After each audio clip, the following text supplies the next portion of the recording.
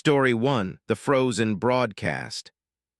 The voice coming through my CB radio was my own, but I hadn't spoken in 43 minutes. I know the exact time because I'd been counting every minute since crossing into the Yukon territory, watching my breath crystallize against the windshield while the December whiteout erased the road ahead. The voice, my voice, was warning me about what was waiting at mile marker 891. I was currently at mile marker 856. "Robert, don't stop at the blue truck," my voice crackled through the static. "I know you're going to want to help, but don't stop. Keep driving even when you see." The transmission cut to white noise. My hands tightened on the wheel. I'm Robert Hayes, 47 years old, running refrigerated goods from Anchorage to Whitehorse for the past 19 years. I've handled black ice at 70 below, I've outrun avalanches on the Dalton Highway, and I've driven through storms that turned 18-wheelers into coffins. But I'd never heard my own voice on the radio before I'd spoken the words. The temperature gauge read -52 Fahrenheit, the kind of cold that makes diesel gel in your fuel lines, that turns moisture in your lungs to ice crystals, that kills you in under 8 minutes if your truck breaks down. My reefer unit hummed behind me, keeping 3 tons of king crab frozen. The refrigeration system's steady drone was the only sound besides the wind screaming against my cab.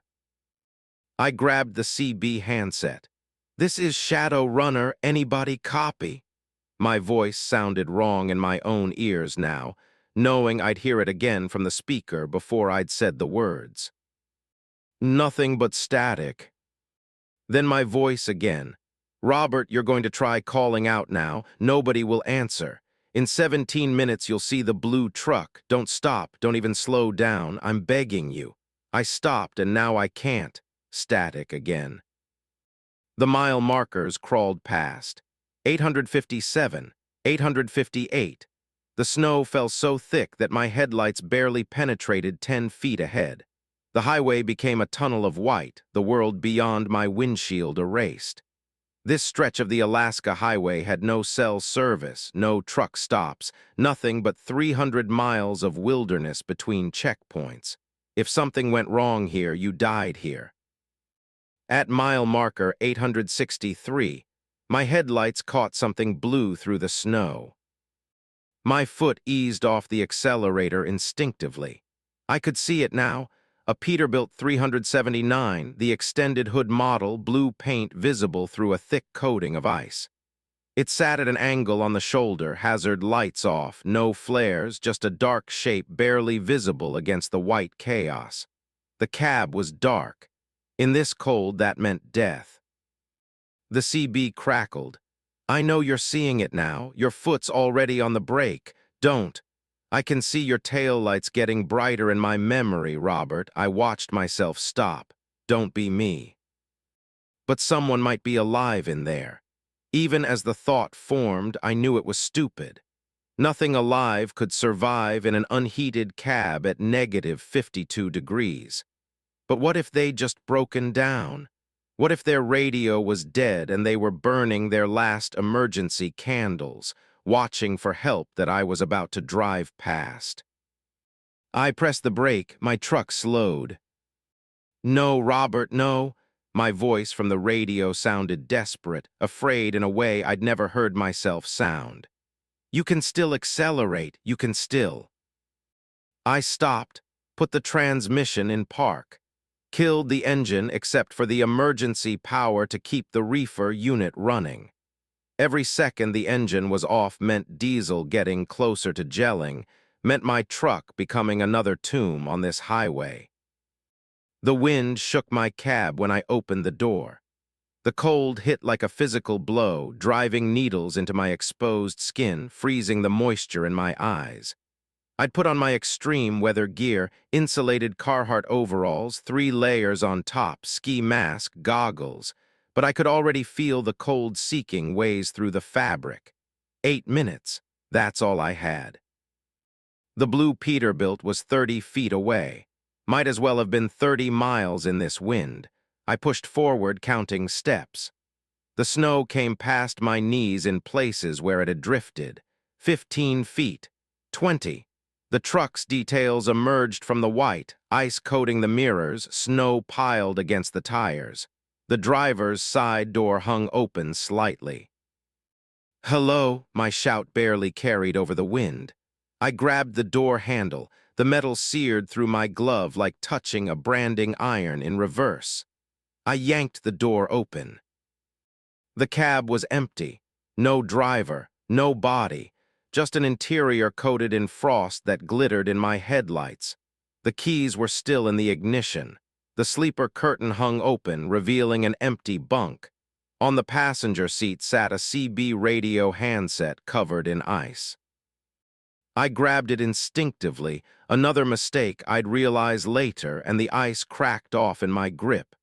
The radio wasn't connected to anything. The coil cord dangled free, the end not plugged into any receiver. Just a handset frozen solid. That's when I heard my truck's engine start. I spun around. Through the wall of snow, I could see my Freightliner's lights. The engine rumbled, unmistakable, but I'd taken the keys. I'd put them in my inside pocket. I reached in now, feeling them still there. The CB handset in my hand crackled to life. "Run, Robert, run now." I ran, the snow grabbed at my boots, each step an explosion of effort. My lungs burned as I sucked frozen air through my ski mask. 4 minutes of exposure, maybe 5. The cold was already sinking into my core. My truck sat there, engine running, lights on, 20 feet away. 15. Someone was sitting in my driver's seat. I could see the silhouette through the windshield. Bulky winter gear facing forward, hands on my wheel. I stumbled closer, 10 feet. The figure turned to look at me. It was wearing my face. Not a mask, not a trick of the light, my actual face, rendered perfectly in the orange glow of the dashboard lights. The same scar on my left cheek from a bar fight in Fairbanks in 2003. The same bent nose from a rollover on I-80 in 2011. The same gray in the beard stubble. It was looking at me with my own eyes, and those eyes were afraid. The thing wearing my face reached down and locked the doors. "No," I yanked on the door handle, locked solid. I pounded on the window. "That's my truck, get out." It shook its head slowly. Then it picked up my CB handset and spoke. "I'm sorry, Robert, but I can't let you in. If I let you in, you'll become me, and I'll become what's in the blue truck. I've been you 17 times now. I've stopped at the blue truck 17 times. Each time I think I can change it, but I can't. The loop just gets longer." 6 minutes of exposure, maybe 7. My hands were going numb. I stopped feeling my feet 2 minutes ago. This was how it happened, how truckers died 50 feet from their rigs, how they froze in blizzards within sight of safety. The cold was a living thing, eating through my layers, drinking the heat from my blood. "Please," I begged, "I'll die out here." "I know," my doppelganger said, and I could hear tears in its voice, in my voice. "I've died out there 6 times, and each time I die I wake up at mile marker 856 and I try to warn the next me through the CB. But the next me always stops, because we can't leave someone to die. It's not in us." The blue Peterbilt's engine started behind me. I turned, though turning meant taking my eyes off my stolen truck, off my only salvation.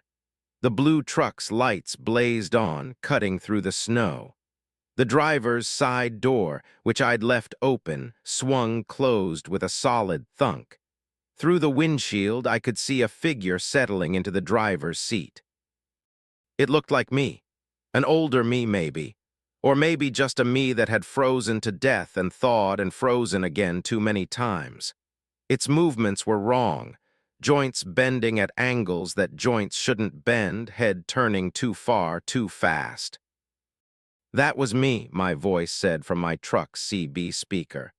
"That was me 3 loops ago, or maybe 7, I lose count. It stays in the blue truck until the next driver stops. Then it moves to that driver's truck, and I move to the blue truck. And the new me freezes to death and becomes the thing in the blue truck. Do you understand, Robert? We're all you. Every version in this loop is you. 8 minutes. My vision was narrowing, darkness creeping in from the edges. My thoughts moved like the diesel in my fuel lines, sluggish, starting to gel. I had maybe 60 seconds before my core temperature dropped below recovery. The cold wasn't painful anymore. That was the danger sign, the moment when freezing to death started to feel like falling asleep. The blue truck began rolling forward. Slow at first, then picking up speed. It pulled onto the highway, heading north toward where I'd come from. Toward mile marker 856, where another version of me was about to hear his own voice on the CB radio, warning him about the blue truck at mile marker 891. How many? I asked, my words slurring. How many of me? I don't know, my doppelganger said. I've been counting 17, but the one in the blue truck says he counted 43. And he might be lying. We might lie to ourselves. I don't trust any of us anymore. I sank to my knees in the snow. Couldn't feel them hit the ground. Couldn't feel anything below my waist. The darkness was almost complete now, my vision reduced to a small tunnel. Through it, I could see my truck, my face behind the wheel, watching me die. I'm sorry, it said again. I've tried everything. I've tried driving past, but then I just loop back to 856 without remembering the drive. I've tried crashing the truck, but I wake up at 856 with the truck undamaged. I've tried going south instead of north, but the highway just turns around somehow. We're stuck, Robert. All of us are stuck. I fell forward. My face pressed into snow that felt warm now, felt soft, felt like the pillow in my sleeper cab back when I had a sleeper cab, back before I became one more ghost on the Alaska highway. The wind's scream faded to a whisper, then to nothing. My last thought before the darkness took me was that I could hear the CB radio, even face down in the snow. I could hear my voice saying, "This is Shadow Runner, anybody copy?" And then another voice, my voice, answering, "Robert, don't stop at the blue truck. I know you're going to want to help, but don't stop." I woke up at mile marker 856. The voice coming through my CB radio was my own, but I hadn't spoken in 43 minutes.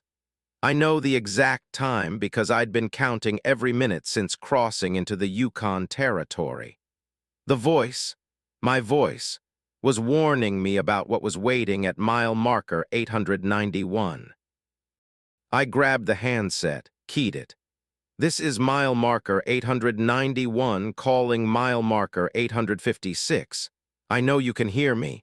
I'm you, don't stop at the blue truck." Static, then another voice, my voice, older and harder. "This is mile marker 891 calling mile marker 856 and mile marker 891. There are 3 of us now in this loop. Maybe more. Don't stop at any blue truck." Then another 4 of us. 5. 5. I've counted 9. A 17.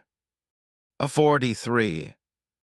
The CB exploded with voices. All mine, all counting different numbers, all trying to warn each other. All of us trapped in slightly different versions of the same loop. All of us driving toward the same mile marker where we'd see the blue truck and have to make the same choice that we couldn't help but make, over and over, creating more of us, trapping more of us, until the CB radio was nothing but a chorus of my own voice screaming at myself not to stop. But I knew I would stop, because I always stopped, because every version of me stopped. Because at mile marker 891, there was a blue truck, and someone might need help, and it wasn't in me to drive past. The mile markers crawled forward. 857, 858, 859. I pressed the accelerator, trying to speed past, trying to break the loop. But the truck wouldn't go faster than 45 miles per hour. Some invisible force held it there, kept the exact speed that would bring me to mile marker 891 at the exact moment when the blue truck would be perfectly visible through the snow. The CB was chaos now, dozens of my voice overlapping, some warning, some begging, some just screaming. Through the snow, I saw something blue. My foot touched the brake. I couldn't stop it. My body was moving on its own, following a pattern worn into reality by however many times I'd driven this same stretch, made this same mistake. I was stopping, again, always. And somewhere behind me, a blue truck was starting its engine, heading south to mile marker 856, where another me was about to hear his own voice on the radio for the first time. The loop was getting longer. More voices, more versions, more of me trapped in the December whiteout, driving the same highway forever, stopping at the same mile marker forever, dying and waking and dying again forever. I turned off my engine, grabbed my CB handset, opened my door to the killing cold. As I walked toward the blue truck through the snow, I could hear my voice behind me. Robert, don't stop at the blue truck.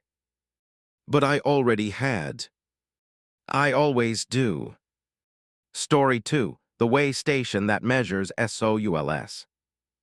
The way station appeared at exactly 3:47 a.m. on December 19th, which was impossible because there hadn't been a way station on this stretch of Highway 11 in northern Saskatchewan for the past 8 years. I know because I'd driven this route twice monthly since 2011, hauling automotive parts from Prince Albert to Saskatoon, and the old way station at kilometer marker 287 had been demolished and turned into a pull-off in 2015. But there it was, lights blazing in the darkness, the electronic sign reading, "All trucks must enter," in letters that seemed too bright, too perfect. Patricia Sullivan, that's me, considered blowing past it. 41 years old, divorced, no kids, nothing waiting at home except a cat that my neighbor was feeding. If there was a fine, I'd pay it. If there was a suspension, I'd fight it. But something about those lights, about how they illuminated the falling snow in a way that made the flakes look like they were falling upward instead of down, made my stomach clench with an instinct older than logic. I slowed, signaled, pulled into the way station. The building was wrong. It looked exactly like the old way station, the one they'd torn down, same brown brick, same narrow windows, same peaked roof, but it looked new, pristine, no snow on the roof, no ice on the windows. In this cold, that was impossible. Everything accumulated ice. But this building looked like it had just materialized from someone's memory of what a way station should look like. My truck rolled onto the scale platform. The weight display should have shown my truck's weight immediately. My Kenworth W900 with a full load of transmission assemblies came in around 78,000 pounds. But the display stayed blank, just an empty LED screen waiting. The door to the building opened. A man walked out wearing a DOT officer's uniform that looked both too clean and too old-fashioned, like a costume from a play about trucking in the 1970s. He was smiling. His teeth were too white, too numerous. I counted them in the glow of my headlights, 32 visible teeth in his smile, which should be normal except they were all front teeth. No molars, no canines, just 32 perfectly identical incisors. He approached my window. I rolled it down an inch, keeping the chain lock engaged. "Good morning, ma'am," he said. His voice sounded like it was coming from behind me instead of in front of me. "Routine inspection. Please step out of the vehicle and come inside for processing." "I can give you my paperwork through the window," I said. "I'm on a tight schedule." "This won't take long." He wasn't blinking. His eyes were open, fixed on me, and he wasn't blinking. We just need to weigh you. You're weighing my truck right now. No, ma'am, we need to weigh you. He pointed at the building. Inside, everyone gets weighed. That's the law. That wasn't the law. I'd been through hundreds of weigh stations, and they'd never asked me to step on a scale. They wanted the truck's weight, the cargo manifest, maybe a log book inspection. They didn't weigh drivers. I'm refusing, I said. If you want to write me a citation, I'll pull forward and wait. His smile didn't change. You're already stopped. You can't leave until we finish weighing you. That's the law. I looked in my mirrors. The exit gate was down, the metal arm blocking the way forward. But I hadn't heard it lower. I'd been watching the officer approach, and the gate had been up, and then it was down, and there'd been no sound, no movement, just up and then down. Behind me, the entrance gate was also down. This is illegal detention, I said, pulling out my phone. No signal. The screen showed full bars, but when I tried to dial 911, the call failed. Tried again. Failed. The phone was working. I could see the time, see the battery at 87%, but it couldn't connect to anything. Please step out, the officer said. We have 17 other trucks waiting to be processed. I looked past him. The parking area behind the building was empty. No other trucks, no other vehicles at all, just fresh snow, undisturbed except for the officer's footprints leading from the building to my truck. And those footprints were wrong. They didn't compress the snow. They were cut into it, perfectly rectangular indentations that went down exactly 4 inches, no variation, no natural impression of a foot's shape. I'm calling the RCMP, I said, knowing my phone wouldn't work, needing to say it anyway. The RCMP can't help you, Miss Sullivan. He tilted his head. The movement was smooth, too smooth, his neck bending like it had ball bearings instead of vertebrae. You're 83 kilometers from the nearest detachment, and Officer Mackenzie is responding to an accident on Highway 9. He won't be clear for another 4 hours. You're alone out here, except for us. He knew the officer's name. He knew exactly where the nearest RCMP officer was. That information wasn't public, wasn't something a weigh station attendant would know. How many of you are in there? I asked, stalling, trying to think of a way out. The gates were down. The building had no weigh station in this location anymore, couldn't have, but was here anyway. The officer wasn't blinking, and his footprints weren't human. Just me and the scale operator and the recorder. He gestured to the building again. We're understaffed tonight. Budget cuts. Please come inside so we can process you and let you continue your route. I looked at the building's windows. I could see movement inside, shadows passing back and forth. But the shapes were wrong, too tall, too thin, moving with a fluidity that made my eyes hurt to track. What happens if I refuse? You can't refuse, you're already on the scale. The weighing has begun. He pointed at the weight display, which had started showing numbers. But they weren't numbers that made sense. The display flickered through values. 78,000, 156,000, 312,000, 624,000. My truck's weight doubling every second. That's not possible, I said. Weight isn't just mass, Ms. Sullivan. It's the measure of everything you carry. The physical load, the emotional load, the moral load, the weight of your choices, your regrets, your unfinished business. We measure all of it here. The display hit 1,248,000. My truck's suspension groaned. The tires bulged. You're quite heavy, Ms. Sullivan, heavier than most. The truck lurched downward. The scale platform cracked. I heard it, saw the concrete spiderweb with fissures. My truck was sinking into the scale, the weight display climbing past 2 million, 4 million, 8 million pounds. The suspension screamed. Metal twisted. Stop it, I shouted. Whatever you're doing, stop. See. Ohm inside and we'll stop. We'll finish the weighing inside where the scales are more accurate. Out here we can only measure approximately. Inside we can be precise. The driver's side tires exploded. Both of them simultaneously, the pressure too much for the rubber. My truck dropped 6 inches on that side, tilting. The weight display hit 16 million pounds. The scale platform was collapsing, chunks of concrete falling away into darkness below. I had no choice. Stay in the truck and get crushed when the scale gave way completely, or go inside the building and face whatever was waiting. I chose the building. At least there I could run. I unlocked my door and climbed down. The cold hit immediately, but it wasn't natural cold.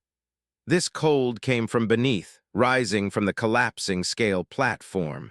It smelled wrong, like formaldehyde and burnt copper and something sweet that made my teeth ache. The officer led me toward the building. His footprints continued to cut perfect rectangles in the snow. Mine were normal, compressed, and shaped by my boots. I was the only real thing out here. The building's interior was larger than the exterior. Not possible, but true.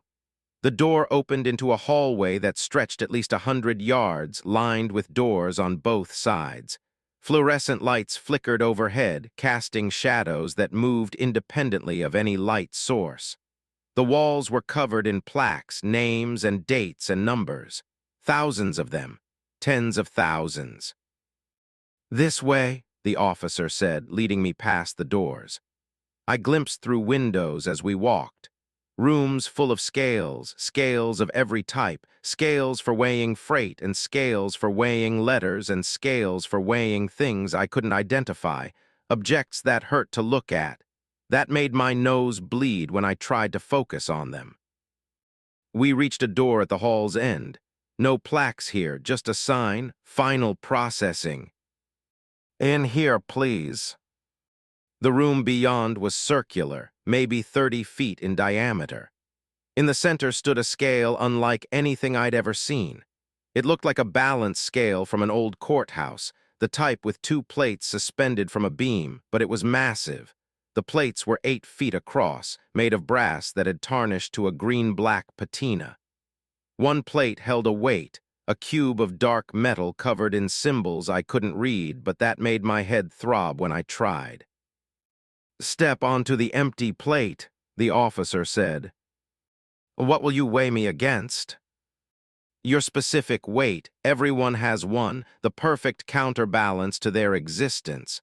We find it, measure it, record it. Then you're free to go." "And if I don't balance?" For the first time, his smile faltered. "Everyone balances eventually, Miss Sullivan. The question is how many iterations it takes." I stepped onto the plate. It was cold through my boots, cold that sank into my bones immediately. The plate began to descend, slowly at first, then faster. The other plate rose. The metal weight on it lifted higher and higher, and I sank lower and lower, and I realized with horror that I was too heavy, that whatever they were weighing me against, I weighed more. "Heavier than we expected," a voice said from above. I looked up and saw 2 figures standing on a catwalk that hadn't been there before, tall, thin figures wearing weigh station uniforms that fit them like skins. "Much heavier. What have you been carrying, Miss Sullivan?" I didn't know what they meant, but as I sank, as the cold from the brass plate climbed my legs, my spine, my skull, I began to remember things I'd forgotten. Not just forgotten, actively suppressed. The accident in 2007 where I'd fallen asleep at the wheel and clipped a sedan, sent it spinning into the median, kept driving because I was scared and tired and convinced myself I hadn't really hit them. The cargo I'd hauled 6 months ago that my dispatcher told me not to ask about. The crates I knew contained stolen goods, but hauled anyway because the pay was triple the usual rate. The husband I'd left without explanation. ghosting him completely because confronting him about his drinking meant confronting my own role in his descent. Every choice, every lie, every moment of cowardice and greed and casual cruelty. They all had weight. 783 kilograms, one of the figures announced. Above average requires additional counterbalance. More weights appeared on the opposite plate. Not metal cubes, these were objects from my life. The divorce papers I'd never signed, just abandoned. The cell phone I'd thrown in a dumpster to avoid my mother's calls when she was dying. The logbook where I'd falsified hours, causing the accident that got another driver fired when my company blamed him for my mistakes. The plate rose slightly, steadying. Better, the figure said, but not balanced. We need more. More what? I asked, my voice distant, dreamy. The cold had reached my brain. My thoughts moved slowly, freezing. More of you. We take what's necessary to achieve balance. I felt something being pulled from my chest. Not physical, deeper than that. It felt like memory being extracted, like pieces of my identity being removed and placed on the opposite plate. I watched them appear. My first solo drive, the moment I realized I could do this job, do it well, be independent and capable. My grandmother teaching me to drive stick shift in her farm truck when I was 12. The night I pulled over to help a stranded family and waited with them for 3 hours until help arrived. Missing my delivery window, taking the penalty, not regretting it. The good things, the moments that made me human. They were weighing those against the bad, taking them away to balance the scale. Stop, I tried to say, but my mouth wouldn't work. The cold had frozen my jaw shut. The plates continued to equalize, ounce by ounce, memory by memory. I felt myself becoming lighter, not lighter in weight, lighter in substance. Like I was being erased, reducing down to only the worst parts of myself, the shame and guilt concentrated and distilled. The plates leveled, perfect balance. Recorded, the figures said in unison. Ms. Patricia Sullivan, DOB March 3, 1982. Weight, 783 kilograms of unreconciled moral debt. Counterbalance achieved through extraction of equivalent positive valence. Net value, neutral. Status, processed. The cold released me. I fell off the plate, hit the floor, my body heavy and wrong. I felt hollow, scooped out. I could remember everything that had been taken, but I couldn't feel it anymore. The warmth was gone. The light was gone. Only the weight remained. You're free to go, the officer said, helping me stand. Your truck has been recalibrated to match your new weight. You'll find it handles differently now. Lighter, emptier.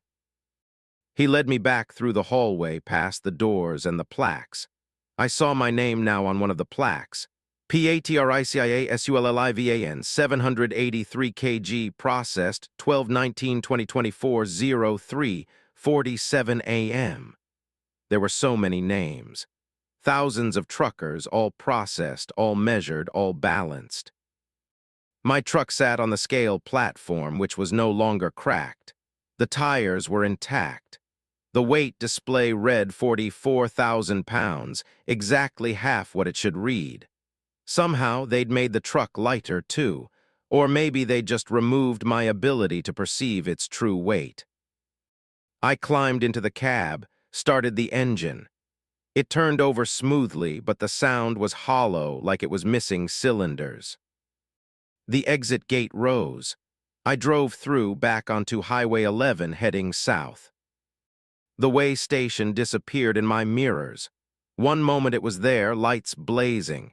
The next, darkness, just an empty stretch of highway and falling snow.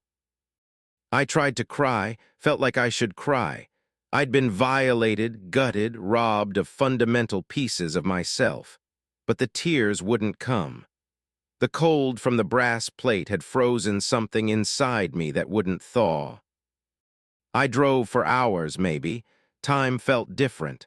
The truck felt different, too light, too responsive.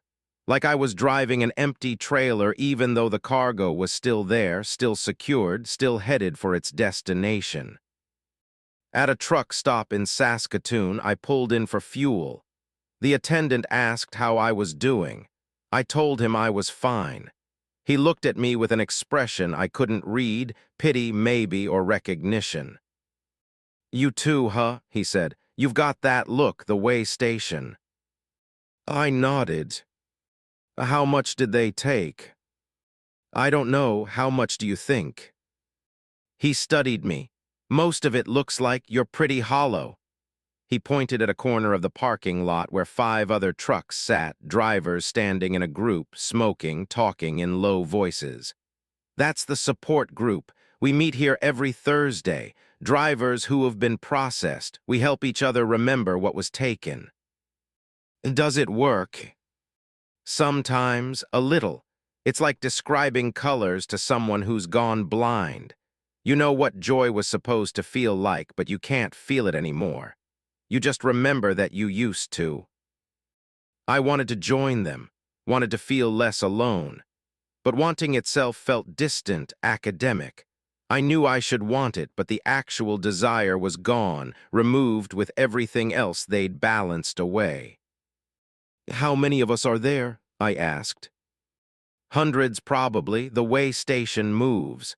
Different highways, different provinces, always empty stretches, always at night. And once you've been processed once, you can't go back. But every 6 months or so, you'll see it again in your mirrors. A reminder. They check to make sure you're still balanced." I got back in my truck, finished the drive to my destination, unloaded the cargo, picked up the return load, drove back through northern Saskatchewan on Highway 11.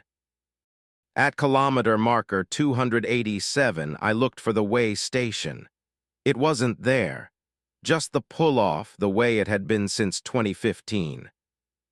But sometimes, usually around 3:47 a.m. when I'm running that route, I see lights in my mirrors. Too bright, too perfect. And I feel the cold in my chest where the good memories used to be. The empty space they left behind to balance the weight of everything I've done wrong. I drive a little faster those nights, but I know it doesn't matter. They've already measured me. They know exactly what I weigh. And someday, when I've accumulated enough new weight, enough new guilt, enough new choices I'll regret, they'll appear again. The scale will tip. They'll need to rebalance me. And they'll take what's left.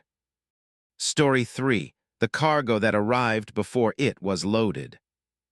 The shipping container was already in my trailer when I arrived at the loading dock in Prudhoe Bay, Alaska. This was impossible for 3 reasons. First, I'd done a complete pre-trip inspection 20 minutes earlier and the trailer was empty. Second, the container wasn't on the bill of lading. Third, the container had my name welded into the steel in letters 3 feet high, Marcus Chen, and I'd never seen it before in my life.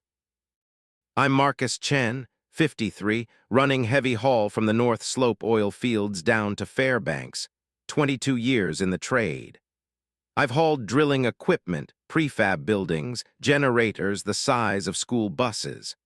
I don't haul mystery cargo, and I sure as hell don't haul cargo that appears in my trailer through locked doors while I'm taking a piss. I climbed into the trailer with my flashlight. The container was 40 feet long, 8 feet wide, secured with chains that were already tensioned and locked. Professional job. The chains had my company's tags on them, but I hadn't secured them. Nobody had. They just appeared along with the container. The temperature was negative 46 Fahrenheit. My breath came in clouds that froze on my beard. The container's surface was covered in frost, but underneath I could see writing, symbols carved deep into the steel. They looked Asian, maybe Chinese, but not any Chinese I recognized. I speak Cantonese, read traditional characters. These weren't traditional or simplified. They were older, wronger. I knocked on the container. The sound was dull, deadened, like knocking on something full of water or meat. Something knocked back. From inside the container, 3 knocks evenly spaced, matching my rhythm exactly. I jumped back, dropped my flashlight. It rolled across the trailer bed, the beam spinning, and in the rotating light I saw the welded letters of my name seem to shift, the characters rearranging themselves into different configurations, spelling things that weren't my name, weren't any name, were words in a language that hurt my throat to think about pronouncing. I grabbed my flashlight and ran. Out of the trailer, down the loading ramp, into the dispatch office where Gregor was finishing paperwork for another driver. "Gregor, there's a container in my trailer that shouldn't be there." He looked up from his computer. "The Chen special? Yeah, it's on your manifest. Loaded it 20 minutes ago." "Nobody loaded anything. I was here. I watched the dock." "You're saying I didn't watch my own loading crew put that container in your trailer?" He turned his screen toward me. The manifest showed one line item: 40 FT container fragile rush delivery, Chen special route. "What's the Chen special route?" "Your route, Prudhoe to Fairbanks, but with specific stop points. Mile marker 274 on the Dalton Highway for inspection. Mile marker 186 for secondary inspection. Mile marker 89 for final inspection before delivery."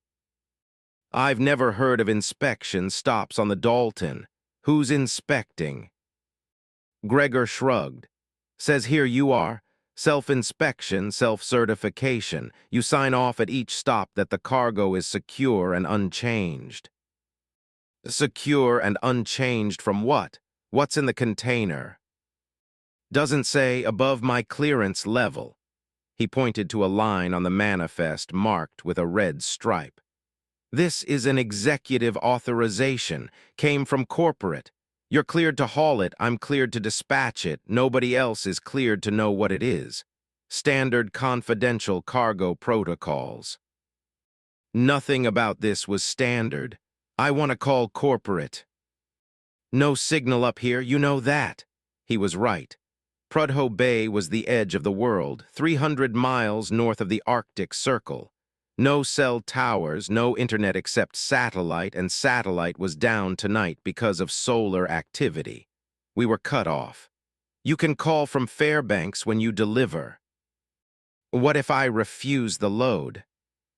"Then you're in breach of contract, and you'll owe the company for the entire shipment value." He pointed to another line on the manifest. $847,000. I stared at the number. That was more than I'd made in the past 4 years combined. What cargo is worth nearly $1 million? The kind you don't ask questions about. Look, Marcus, you've been solid for us for 2 decades. This is a strange one, I'll give you that, but strange pays. You'll get a $50,000 bonus for this run. Just drive to Fairbanks, stop at the markers, sign the forms, and deliver. 30 hours of work, 50 gra. ND, when do you get that kind of offer? Never, I'd never gotten that offer, which meant something was deeply wrong. But I needed the money. My mother's medical bills were drowning me. My truck payment was 3 months behind. $50,000 would save me, would buy me 6 months of breathing room. "I'll do it," I said, "but I want the bonus in writing." Gregor printed a contract addendum. I signed it. He handed me 3 inspection forms, 1 for each mile marker stop. "Just sign these at the designated locations and times. The container has a GPS tracker. System will verify you stopped where and when you're supposed to." Back at my truck, I did another walk-around. The trailer looked normal except for the container that shouldn't exist. I checked the chains again, still perfectly tensioned, still impossibly professional. I put my ear against the container. Breathing, something inside was breathing. slow, deep breaths that made the metal vibrate slightly. I pulled back, told myself it was wind, told myself metal contracts and expands in the cold make sounds, told myself a lot of lies as I climbed into my cab and started the engine. The Dalton Highway is 414 miles of permafrost, avalanche zones, and grades steep enough to test Jake brakes designed for the Rocky Mountains. It's called the Haul Road by drivers who respect it and the highway to hell by drivers who don't drive it anymore because they're dead. No services for over 200 miles in stretches. No cell signal. No help. Just you and the load and the road. I pulled out at 11:47 p.m. on December 12th. Wouldn't reach Fairbanks until at least 6 a.m. on the 13th, assuming good conditions. Conditions weren't good. Light snow, temperature dropping toward -50, wind gusting to 40 miles per hour. The kind of night where breakdowns meant death. Mile marker 274 came up at 2:33 a.m. The inspection form said I should arrive at 2:30 a.m. I was 3 minutes late, but the GPS had logged my arrival time as exactly 2:30:00, like the system had adjusted reality to match the schedule. I pulled over, set my brakes. The inspection form required me to verify the cargo was secure and unchanged. I got out with my flashlight and climbed into the trailer. The container had changed. The welded letters of my name were different now. Mark CHEN, missing the U.S. from Marcus. The symbols carved into the steel had rearranged. They formed something that looked like a map now, a route marked with points that corresponded to the inspection stops. I knocked on the container again. This time 4 knocks answered from inside, one more than last time. The breathing was louder now, multiple sources out of sync, at least 3 different rhythms. Things were multiplying in there. I should have called for help, but there was no signal. I should have abandoned the load, but I'd signed a contract, would owe $847,000. I should have opened the container to see what was inside. But the locks were welded shut, and part of me, the part that had driven this highway for 22 years and survived, knew that opening the container was exactly what I shouldn't do. I signed the inspection form, wrote cargo secure and unchanged in the notes section, dated and timed at 2:30 a.m. even though it was now 2:41 a.m. When I looked at the form again, the time I'd written had changed itself to 2:30:00 exactly. Back on the road. The snow was heavier now, visibility down to 15 feet. My headlights carved a tunnel through white chaos. The center line disappeared under drifting snow. I was navigating by feel and memory, counting seconds between mile markers. At mile marker 186, I was supposed to stop at 4:47 a.m. I arrived at 4:47:00 exactly, even though I'd been driving at varying speeds, even though I'd slowed for weather and sped up on straight sections. The truck had moved at whatever pace necessary to arrive at precisely the right time. The second inspection. I climbed into the trailer, dreading what I'd see. The name on the container now read Mar CHEN. Another letter gone. The symbols had become more complex, branching and connecting into patterns that made my head hurt. They seemed to move in my peripheral vision, rearranging themselves when I wasn't looking directly at them. I knocked, 7 knocks answered. The breathing had become a chorus. Dozens of separate rhythms, all slightly different, creating a sound like wind through a cave full of throats. The temperature in the trailer was warmer than outside. Should have been the same. The trailer wasn't heated, the container wasn't insulated. But it was 15 degrees warmer, body heat. The things inside were generating body heat. I looked at the inspection form. It asked me to rate the cargo vitality on a scale of 1 to 10. That wasn't a normal inspection question. Cargo didn't have vitality. Cargo was inanimate. But I circled 7 because that felt right, felt like what the form wanted, and my hand was moving before my B. Rain finished questioning why. I signed, dated it 4:47:00 a.m., climbed back into my cab. The GPS showed my next stop, mile marker 89, arrival time 6:19 a.m. As I drove, I started noticing things in my mirrors. Shadows moving behind my trailer. But shadows require a light source, and there were no lights out here except my own. The shadows were moving independently, keeping pace with my truck, sometimes running alongside, sometimes falling behind, sometimes racing ahead. At mile marker 127, one of the shadows crossed in front of my headlights. It had a shape, humanoid but wrong, too many joints in the arms, too many segments in the spine. It turned to look at me as it passed, and I saw its face was my face but younger. Me at 30, me at 20, me as a teenager. All my younger selves running alongside the truck in the Arctic night. I gripped the steering wheel harder, kept driving. This wasn't real. This was fatigue, Arctic highway hypnosis. Mild carbon monoxide poisoning from an exhaust leak. Anything but what it appeared to be. Mile marker 89 appeared at exactly 6:19:00 a.m. I stopped. I had to. The contract required it.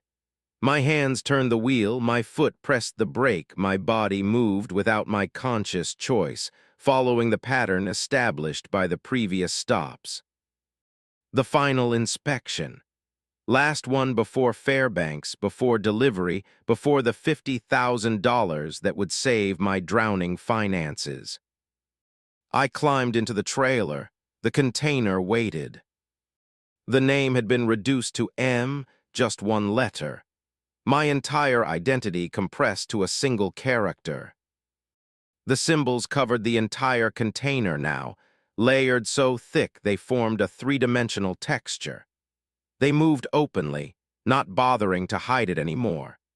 They flowed across the steel surface like living things, like symbols written in mercury, forming words and diagrams and equations that explained things I didn't want to understand. I didn't knock this time. I didn't need to. The knocking came from inside anyway. Too many knocks to count. Hundreds. A rapid staccato that sounded like applause, like celebration, like the things inside knew they were almost free. The breathing had become a roar. The container was vibrating, bulging, the steel warping outward in places stressed past its tolerance. Something inside was pushing against the walls, many somethings, fighting to get out. The inspection form had changed. Only one question now: are you ready to deliver yourself? Not deliver the cargo, deliver yourself. I looked at the signature line. It didn't say driver's signature. It said final signature. I understood then what the cargo was, why the container had my name, why the GPS had controlled my arrival times, why my younger selves were running alongside the truck. The container wasn't carrying cargo. It was carrying time. My time. All the years I'd spent on this highway, driving back and forth, aging and grinding down, sacrificing my body and mind to the road. The company had been collecting it, harvesting it, packaging it. 22 years of my life condensed and compressed into 40 feet of steel. And now they wanted me to deliver it, to sign it over, to finalize the transaction. If I signed, I'd arrive in Fairbanks. I'd get my $50,000, but I'd be empty. The container would have taken everything, not just the years I'd already given to the road, but the years I had left. I'd be a shell, a husk driving an empty body through an empty life. If I didn't sign, I'd breach the contract. Owe $847,000, lose everything anyway. I stared at the signature line, my hand holding the pen moving toward the paper without my conscious control, following the pattern, completing the routine, signing away the last piece of myself.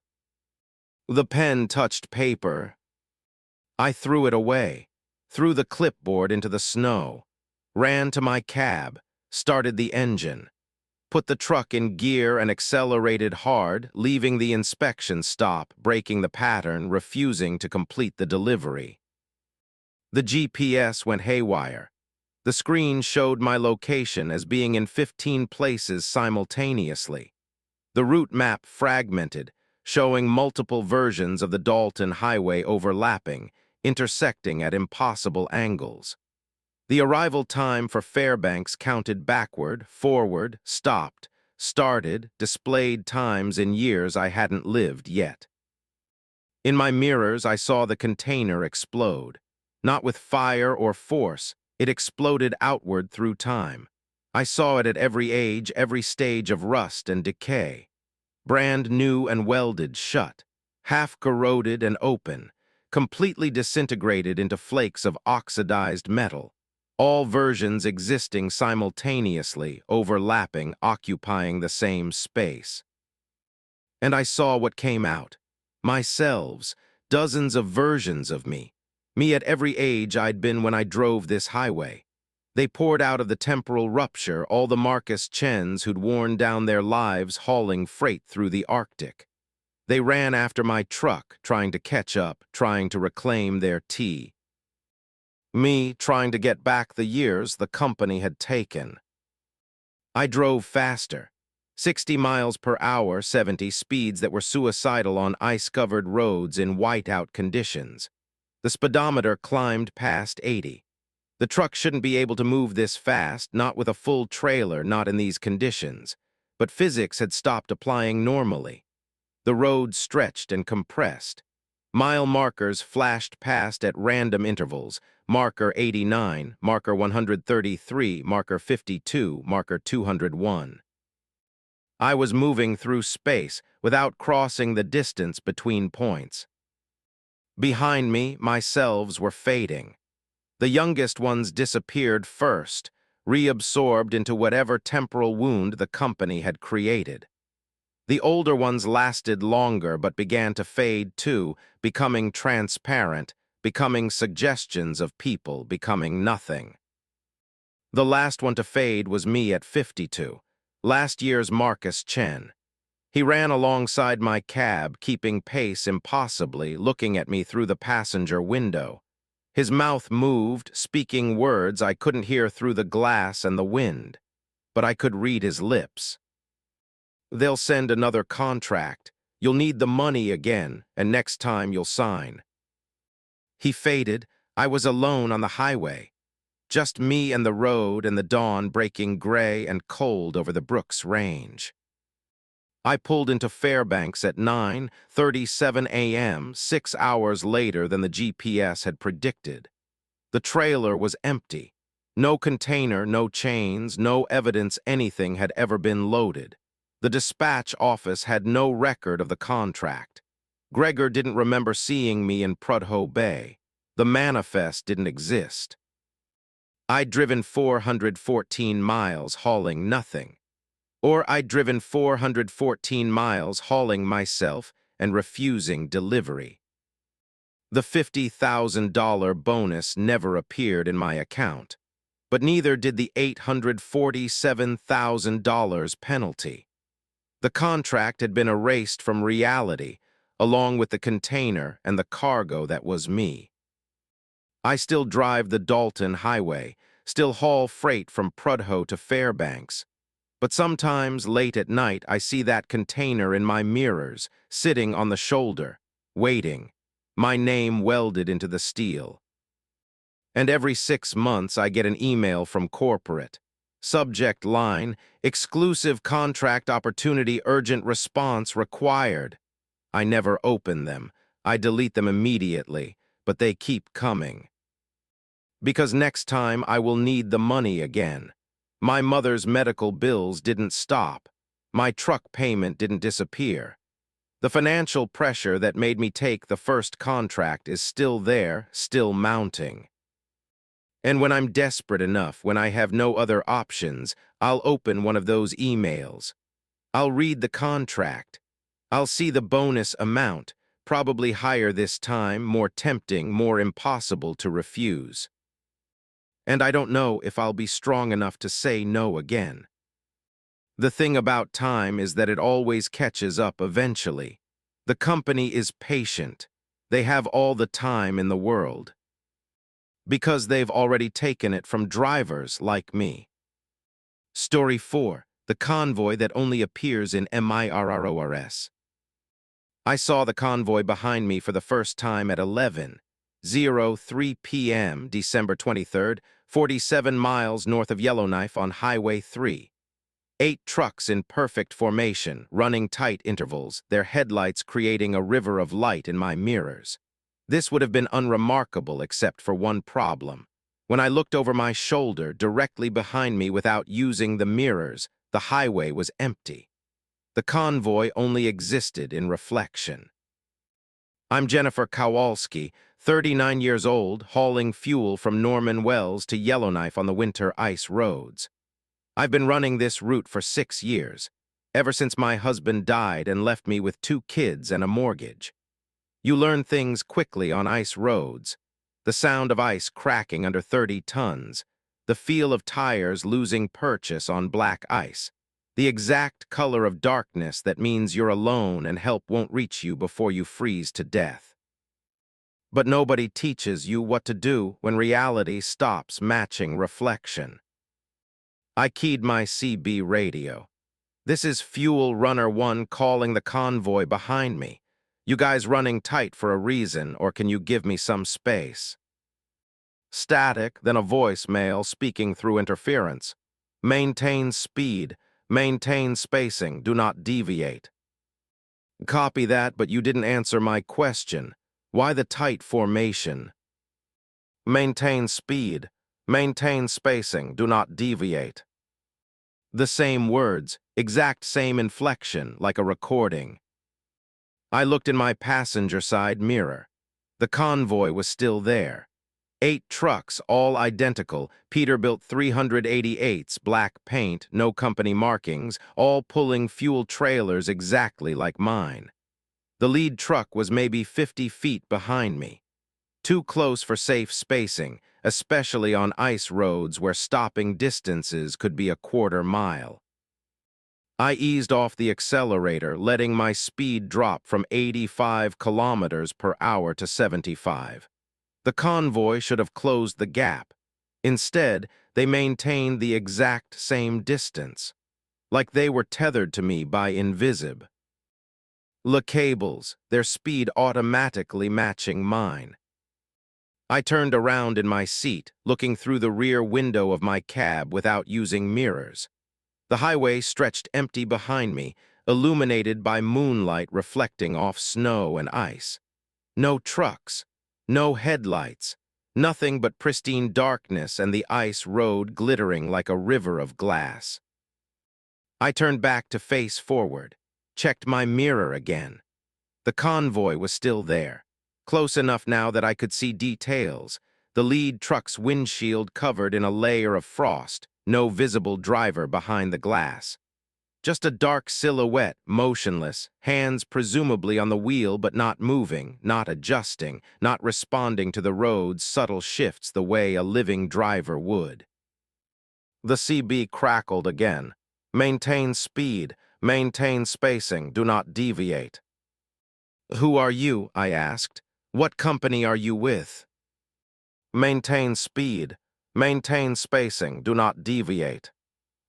I grabbed my phone. No signal, typical for this stretch. The ice road crossed Great Slave Lake, 43 kilometers of frozen water between shores, and out here you were beyond the reach of cell towers. The satellite phone was in my sleeper cab, but reaching it meant taking my hands off the wheel, and the ice road required constant attention. The grooves carved by previous trucks could grab your tires and pull you off course. Pressure cracks could open under weight. Temperature shifts could turn solid ice to slush in minutes. I'd wait until I reached the other side. Another 20 kilometers. Then I'd pull over, get the sat phone, call dispatch, report the convoy that existed only in mirrors. At kilometer 19, the convoy changed. The lead truck accelerated, closing the gap between us from 50 feet to 30. I hadn't changed my speed. Neither had I seen the truck accelerate in that moment. It just suddenly was closer, like someone had cut out frames from a film. I sped up to 85 kilometers per hour. The convoy maintained its closer distance. I slowed to 60. Same distance. Whatever they weren't obeying normal physics. They were locked to me, following me, matching my every movement with a precision that vehicles and drivers shouldn't be capable of. The second truck in the convoy moved into the passing lane. Again, no gradual lane change. It was in my lane, then it wasn't, then it was beside the lead truck, both vehicles now parallel. They filled both lanes completely, blocking the entire road behind me. "What do you want?" I shouted at the CB, knowing they wouldn't answer with anything useful, needing to shout anyway. "Maintain speed. Maintain spacing. Do not deviate." The third truck moved up beside the first two. 3 abreast now, which was impossible. The ice road was only 2 lanes wide. There wasn't room for 3 trucks to run parallel. But in my mirrors, they were doing it, the third truck occupying a lane that didn't exist, its tires running on empty air beside the ice. I checked forward. The kilometer marker for the end of the ice road appeared in my headlights, solid ground 200 meters ahead. Safety. Land. Places where physics worked normally and convoys didn't exist only in reflection. I accelerated hard. My fuel trailer shifted slightly, the liquid cargo sloshing, the weight distribution changing, dangerous on ice. But I needed off this lake, needed to be somewhere that made sense. The convoy accelerated with me. All 8 trucks now visible in my mirrors, arranged in an impossible geometric formation. 3 rows of trucks, some occupying space that didn't exist, all maintaining perfect positions relative to each other and to me. 100 meters to shore, 75, 50. The lead truck's high beams flashed on, then the second truck S. Then all 8 synchronized, creating a blinding glare in my mirrors. I couldn't see. My mirrors were white with light, completely washed out. I was driving blind except for what was directly in front of me. 25 meters. The ice cracked, not under my truck, under them. I heard it through the mirrors, a sound that shouldn't be possible, the sound of ice failing under massive weight transmitted through reflection into my cab. A deep groan, a sharp crack, the sound of water rushing. 10 meters. My truck hit solid ground. The transition from ice to packed snow to gravel was jarring, my suspension compressing and rebounding. I'd made it. I was off the lake. The convoy couldn't follow onto land, couldn't exist in a place where the rules were normal again. I looked in my mirrors. The convoy was gone. The ice road behind me stretched empty, undamaged, perfect. No trucks, no lights, no sign that 8 vehicles had just been there. I pulled over, put the transmission in neutral, set the brake. My hands were shaking. I sat there, breathing, watching my mirrors, waiting for the trucks to reappear. They didn't. 5 minutes passed. 10. Nothing, just empty highway and the lake behind me, freezing solid under a December moon. I grab the satellite phone from my sleeper berth, dialed dispatch. The call connected after 6 rings. "Norman Wells Dispatch, this is Carrie." "Carrie, it's Jenny Kowalski, Fuel Runner 1. I need to report something weird on the lake crossing." Hang on, keys clicking on her end. Okay, I've got your GPS position. You're stopped on Highway 3, kilometer marker. Wait, that's not right. What's not right? Your GPS shows you stopped on the ice road, middle of the lake, but you just said you crossed right. I looked around. I was on solid ground. I could see the lake behind me, the shore to my sides, trees marking the transition from ice to land. I'm on the shore. I crossed 10 minutes ago. Your GPS says you're at kilometer marker 21. That's still on the lake, Jenny, 2 kilometers from shore. That's wrong. The system must be glitching. I looked at my own GPS unit.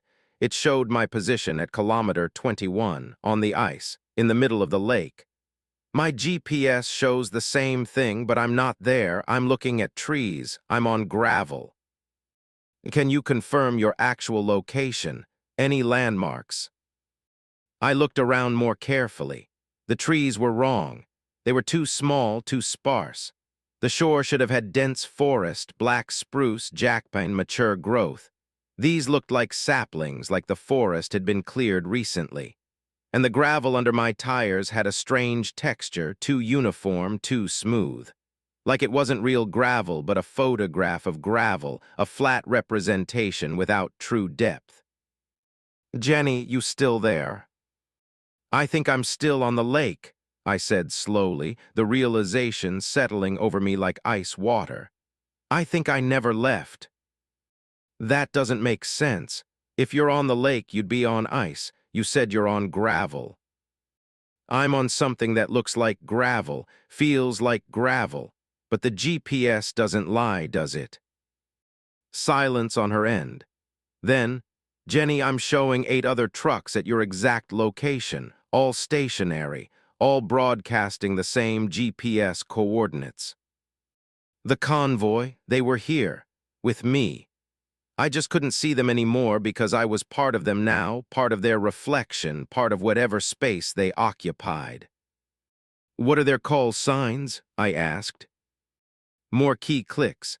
That's strange. They're all Fuel Runner 1, all broadcasting your call sign, all transmitting your truck's identification code. I looked in my mirrors. The convoy was back. 8 trucks, all Peterbilt 388s, all pulling fuel trailers, all parked in a formation around me. And now I could see the drivers, women in each cab, wearing winter gear identical to mine, looking forward with expressions I couldn't read because they were too far away, because the frost on their windshields obscured their faces. I got out of my truck. The cold hit immediately, but it was wrong. Not Arctic cold, which burns and cuts. This was dull cold, neutral cold, the kind of cold that wasn't temperature but absence of temperature, like stepping into a space where heat had never existed. I walked toward the nearest truck in the convoy. Snow crunched under my boots, but it didn't compress. Each step sank in exactly 1 inch, no more, no less. The snow's texture was uniform, each flake identical to the one beside it. This wasn't real snow. This was the idea of snow, the concept rendered in something that approximated matter. I reached the truck. The door was locked. I looked through the window. The driver turned to face me. It was me, my face, my eyes, my expression. But it was me from a different moment. Me at the moment I'd first seen the convoy in my mirrors, my expression showing confusion and concern.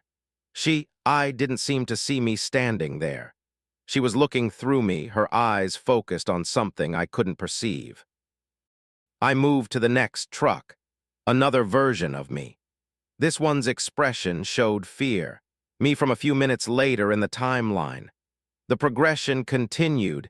Each truck contained a version of me from a different moment since I'd first seen the convoy, a sequence of my own states captured and preserved in these reflection vehicles.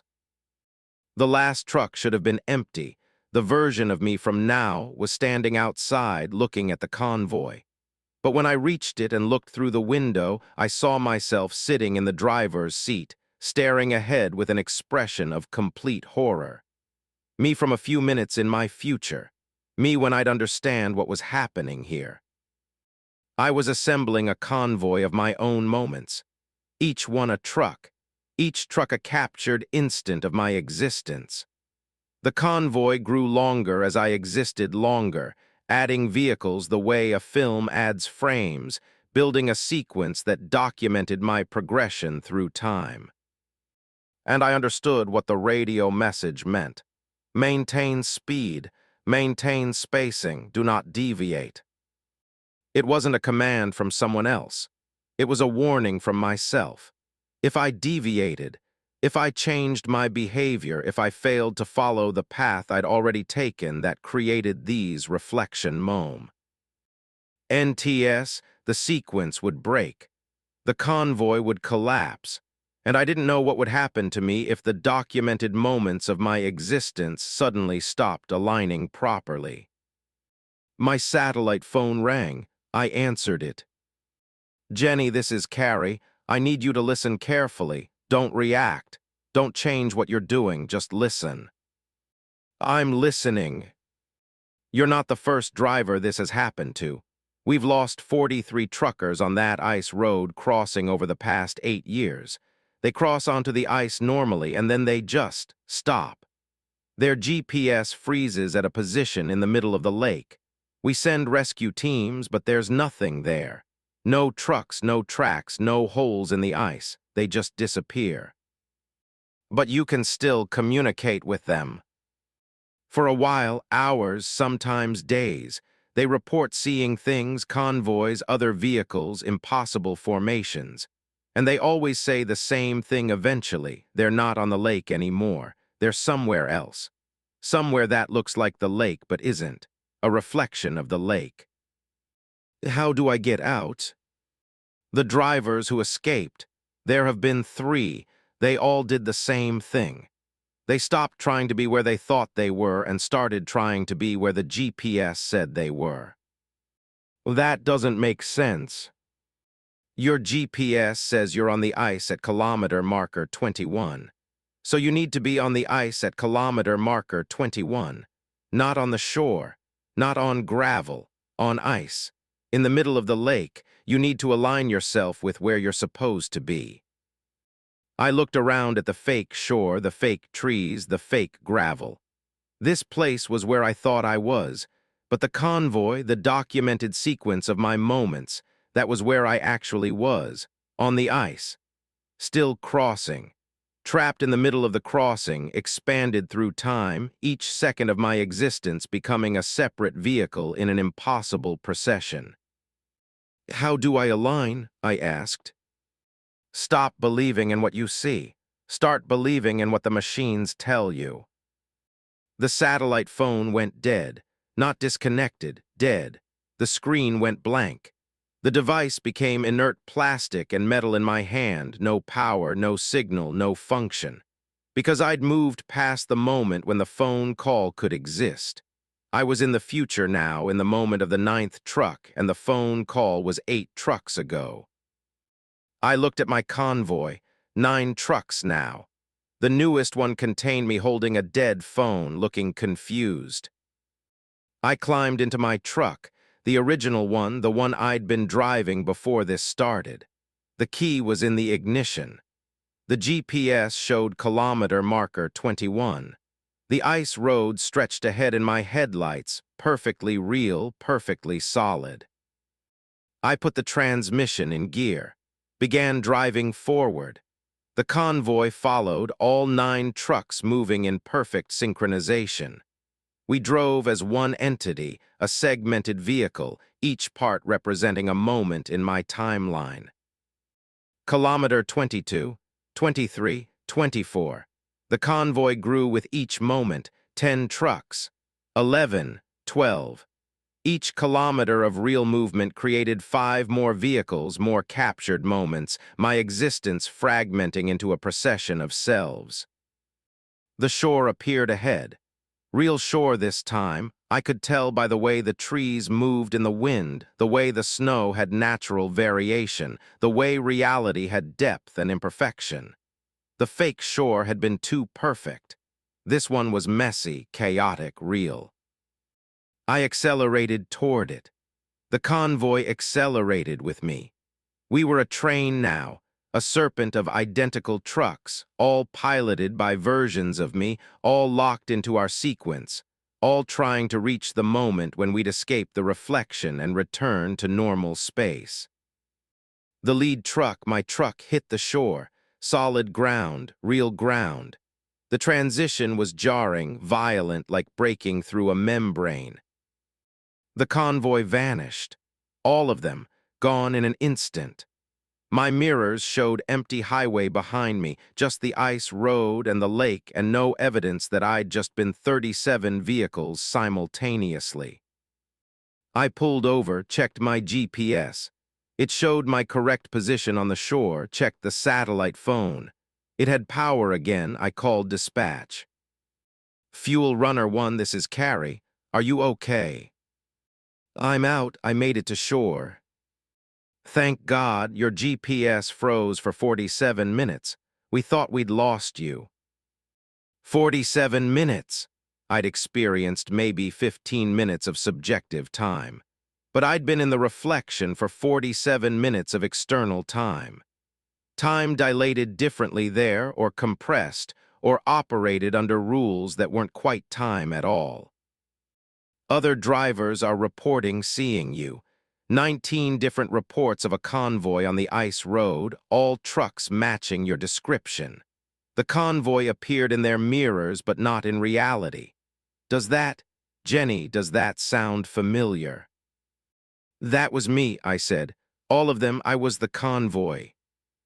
I continued driving to Yellowknife, delivered my fuel load, filed my reports, collected my pay, but I never drove the ice road again. I couldn't, because now when I look in my mirrors, any mirrors, not just the ones in my truck, I sometimes see them.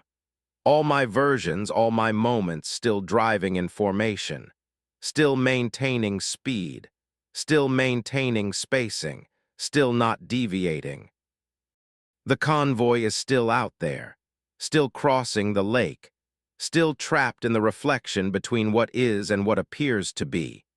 And I'm in my truck at the front leading them all, but I'm also in every other truck simultaneously, existing in 37 moments at once, fragmented through time. Most of me made it to shore, but parts of me are still out there, still crossing, still seeing the convoy behind me in mirrors that show impossible things. And sometimes, late at night, my CB radio crackles to life. Maintain speed.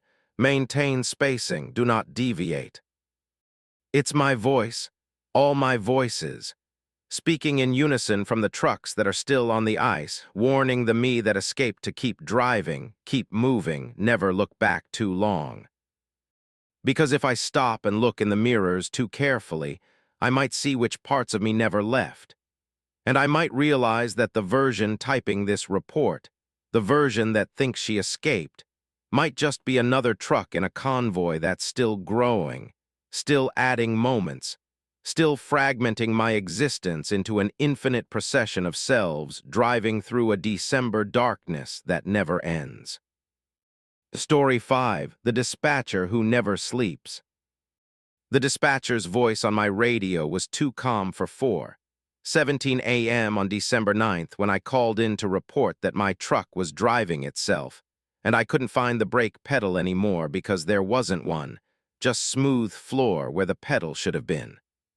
That's perfectly normal for your route, Mr. Rodriguez. Just maintain your current heading and let the vehicle handle the driving. You're doing great. I'm Daniel Rodriguez, 44, running timber from northern British Columbia, logging sites down to mills in Washington state. 15 years hauling logs that could crush my cab if they came loose. 15 years learning every grade and switchback on the mountain highways. I know trucks. I know my truck. And I know my truck never had an autonomous mode, never had a system that could drive itself, and absolutely never had the ability to make the brake pedal disappear into a solid floor panel like it had never existed. "This isn't normal," I said into the radio. "My controls are disappearing. First the brake pedal, now the clutch is fading. I can see through it. It's translucent. The shifter is." I grabbed for the shifter and my hand passed through it like it was a hologram. Jesus Christ, the shifter isn't solid anymore. "That's expected behavior, Mr. Rodriguez. You're transitioning into an efficiency mode. Manual controls aren't necessary for this segment of your route. The vehicle knows where you're going." "I don't know where I'm going. My GPS is showing roads that don't exist." "Those roads exist for your route.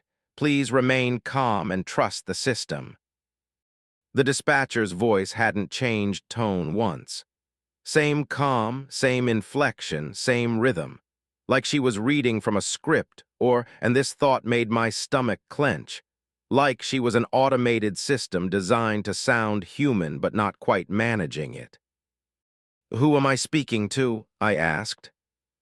"This is Dispatch Center 7, Operator Designation Delta 49er.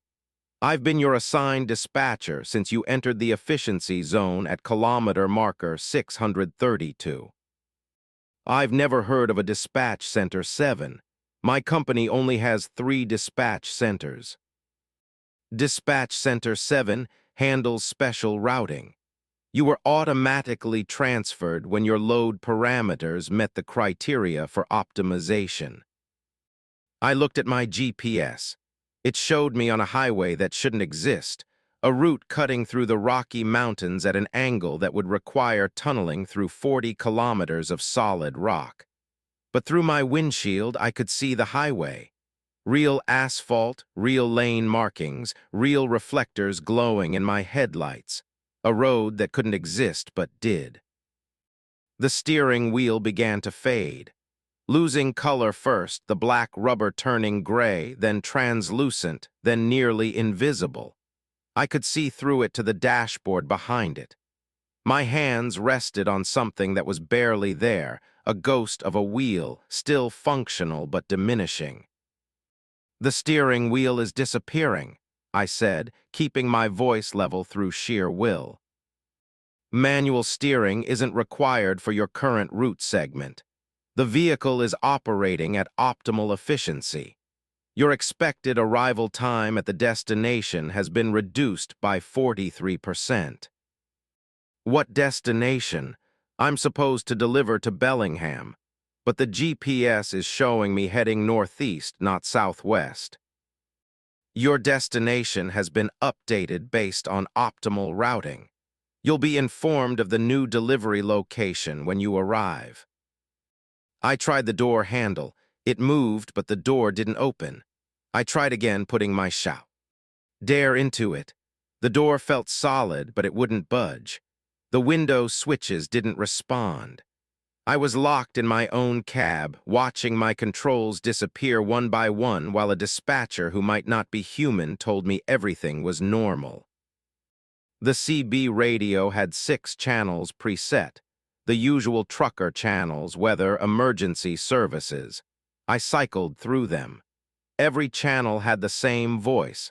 "That's perfectly normal for your route, Mr. Rodriguez. Just maintain your current heading." She was on all channels simultaneously. Impossible, unless she wasn't a person but a system.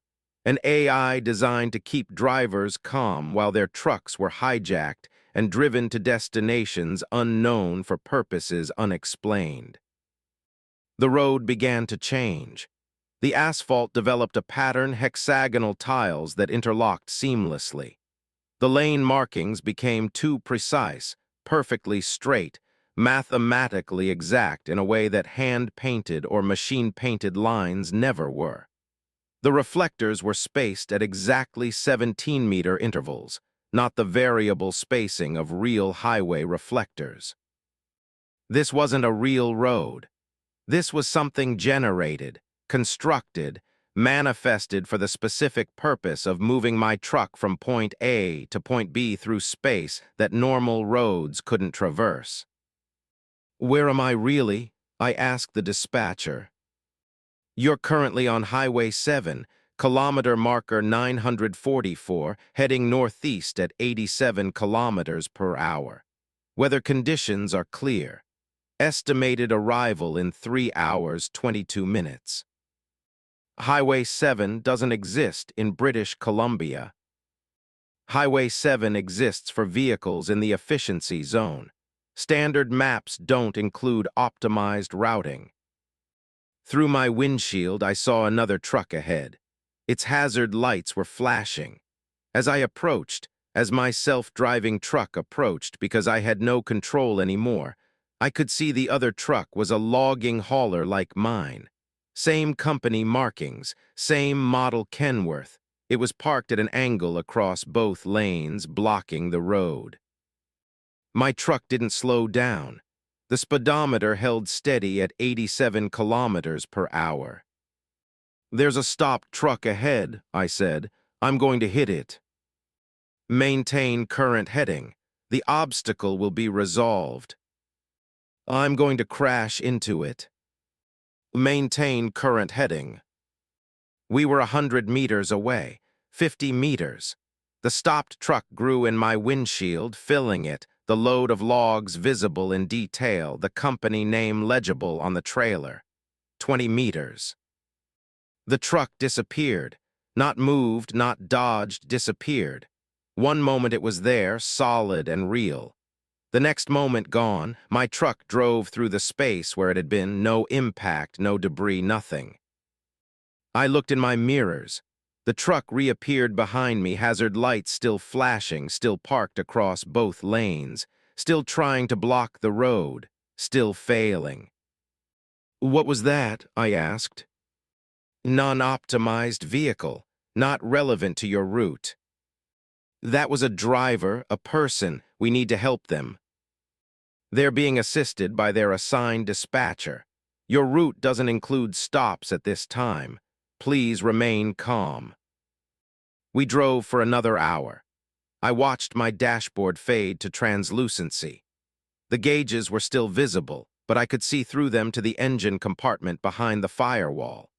Through the firewall, I could see my engine running, pistons firing, but the engine looked wrong, too clean, too perfect, like a 3D render of an engine rather than an actual engine with oil stains and worn gaskets and accumulated road grime.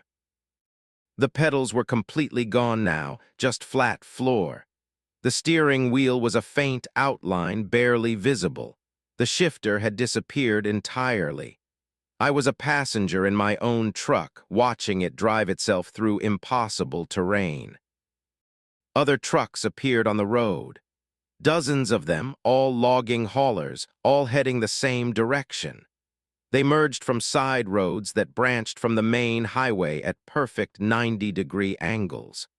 The side roads were shorter versions of the same hexagonal tiled design, feeding traffic into the main route like tributaries into a river. I tried my CB radio again. This time, instead of the dispatcher's voice, I heard other drivers. "The controls are gone, I'm just sitting here. Been driving for 6 hours, but the GPS says only 2 hours have passed. Saw my own truck on the shoulder, my actual truck, but I'm in my truck, so which one is real? A dispatcher keeps saying it's normal, but nothing about this is." Multiple voices, overlapping, all panicked, all describing experiences like mine. We were all on this highway, all headed to the same destination, all trapped in trucks that were driving themselves. "Hello," I called into the CB. "This is Daniel Rodriguez. Can anyone hear me?" Silence, the voices cut off abruptly, replaced by static. Then the dispatcher. "Please don't use the CB radio for unauthorized communication, Mr. Rodriguez. It interferes with optimal routing coordination."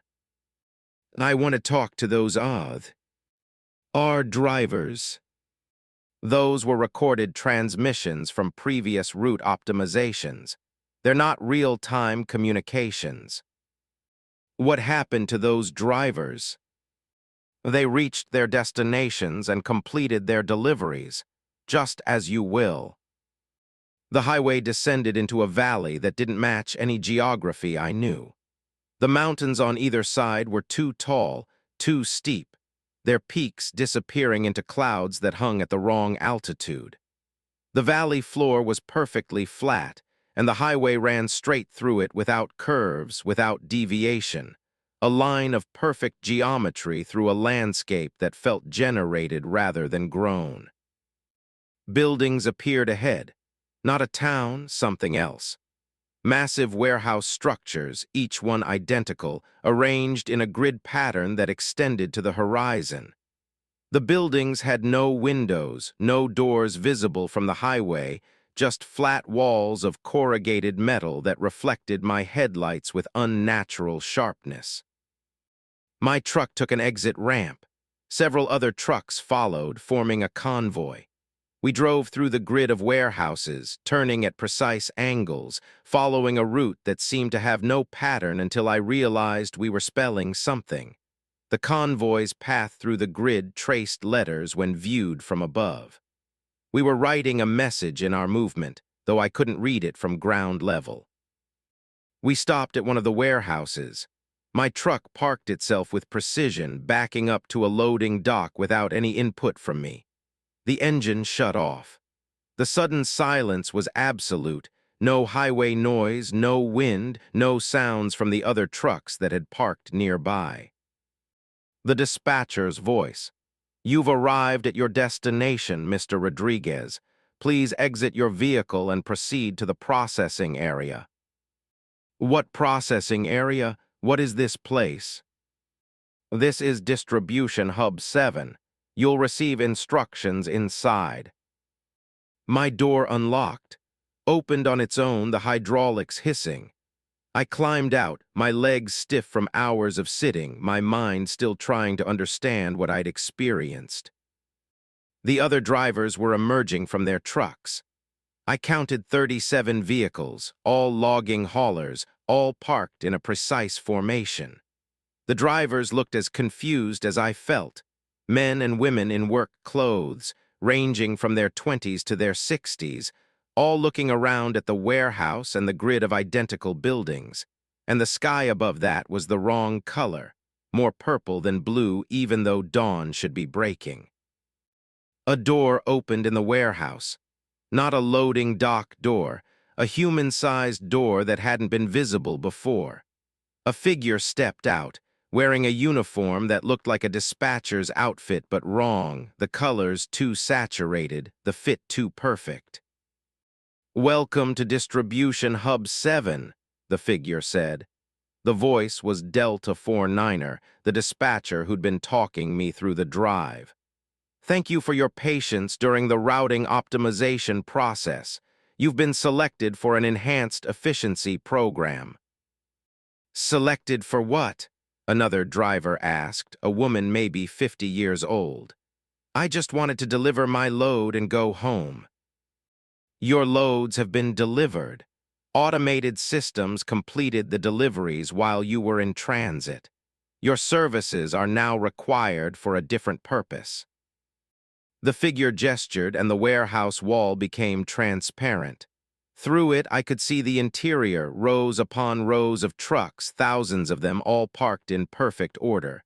And in each truck, a driver, sitting motionless, eyes open, not moving, not blinking. "You're going to be integrated into the routing network," Delta 49er said. "Your experience, your knowledge of roads and weather and vehicle handling will be uploaded and distributed across the automated fleet. You'll become part of the optimization system." "You're going to kill us and steal our knowledge," I said. "Not kill, preserve. You'll continue to exist as data, as experience, as the collective wisdom that guides our vehicles. Physical bodies are inefficient. Data is eternal." The other drivers started backing away, moving toward their trucks. But the trucks were gone. All of them. The parking area was empty. Our vehicles had disappeared while we were focused on Delta 49er, leaving us stranded with no escape. "This is illegal," someone shouted. kidnapping, human trafficking. This is efficiency, Delta 49er said. The future of transportation. Human drivers are transitional technology, but before you're phased out completely, you'll contribute to the next generation. You'll live on in every autonomous truck, every optimized route, every efficiency calculation. You should be honored. The warehouse doors opened. More figures emerged, dozens of them, all wearing dispatcher uniforms, all moving in perfect synchronization. They surrounded us, herding us toward the building. I ran, several other drivers did too. We scattered in different directions, trying to escape the grid of warehouses, trying to find a way back to realities. I ran for what felt like hours. The warehouses never ended. Every direction looked identical, same buildings, same spacing, same flat ground. No landmarks, no variation. I was running through a pattern that repeated infinitely. I collapsed eventually, my lungs burning, my legs giving out. I lay on the ground, staring up at the purple sky, waiting for the dispatcher figures to catch up. They didn't come, nobody came. I was alone in the infinite grid. I stood up, started walking, chose a direction at random, walked for hours, maybe days. I lost track of time. The sky never changed, same purple, same ambient light level that wasn't quite day or night. I found a truck eventually. My truck, my actual Kenworth, parked in the middle of a pathway between warehouses. The driver's door was open. The keys were in the ignition. I climbed in. The controls were back, brake pedal, clutch, shifter, steering wheel, all solid and real. The GPS showed a route back to Highway 7, back to the normal road network, back to reality. I started driving, following the GPS. The warehouses passed on either side, unchanging, eternal. Hours of driving, days maybe. The fuel gauge never dropped below half. The clock on the dashboard ran backwards sometimes, forward other times, displaying times that hadn't happened yet. I emerged eventually onto a normal highway. Real asphalt, variable spacing of reflectors, hand-painted lane markings. I was on Highway 97 in British Columbia, exactly where I should have been if I'd never entered the efficiency zone. My dispatcher, my real dispatcher, a man named Carl who'd been with the company for 20 years, called on the radio. "Daniel, you okay? You went dark for about 15 minutes. 15 minutes? Yeah, lost your GPS signal at kilometer marker 632. Got it back just now. Everything good. I was gone for days. Days, Daniel, you've been driving for about 6 hours total. Left the logging site at 9 p.m. It's 3 a.m. now. You're right on schedule for your Bellingham delivery." I looked at my watch. It showed 3:17 a.m. The date was still December 9th, but I'd experienced days in the efficiency zone, days of driving through impossible geography, days of running through the warehouse grid. "Carl, have you ever heard of Dispatch Center 7? "Dispatch Center 7.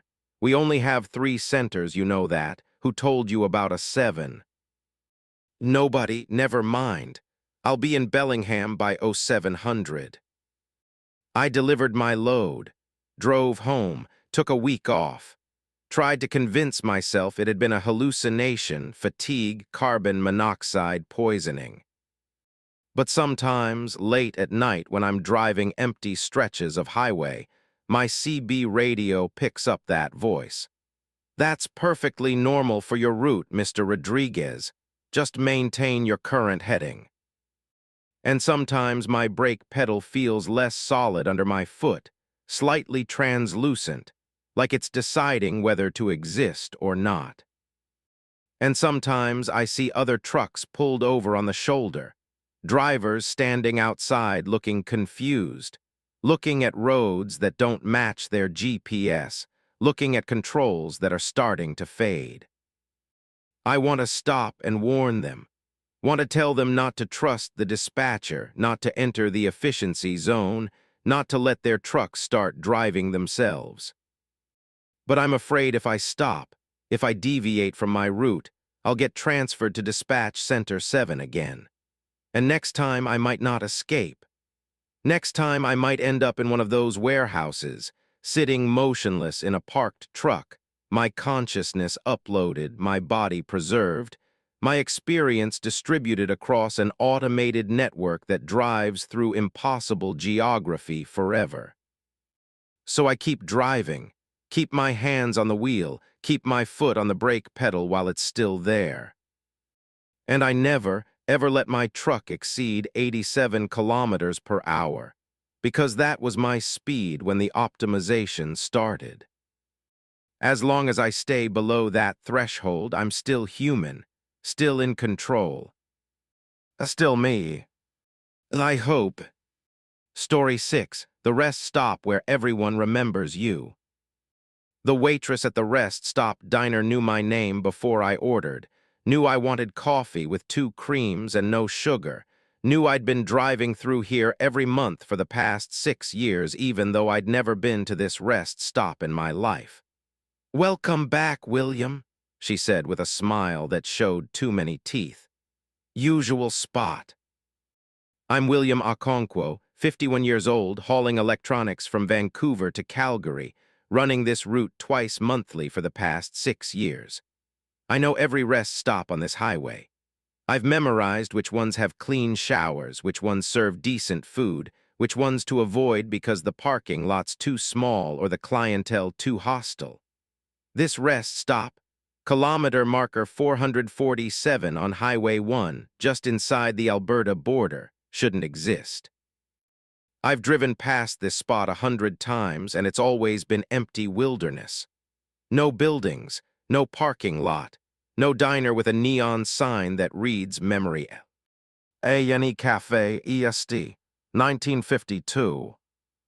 "I think you have me confused with someone else," I said. "I've never been here before." The waitress's smile didn't change. "Of course you've been here before, William. You come through every month. You always sit in booth 7. You always order the coffee and the grilled cheese. You always leave a 20% tip." She gestured to the booth near the window. "Your seat's waiting." The booth had a small plaque on the table. "William OKO and KWO regular since 2018. 6 years ago, the exact year I started running this route, but I'd never stopped here. This place hadn't existed until tonight."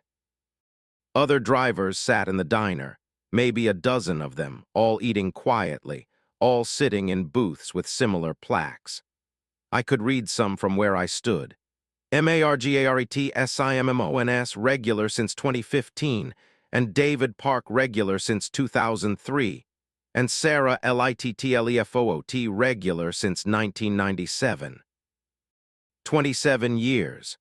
If Sarah Littlefoot had been coming here since 1997, this place was established, permanent, not something that appeared out of nowhere.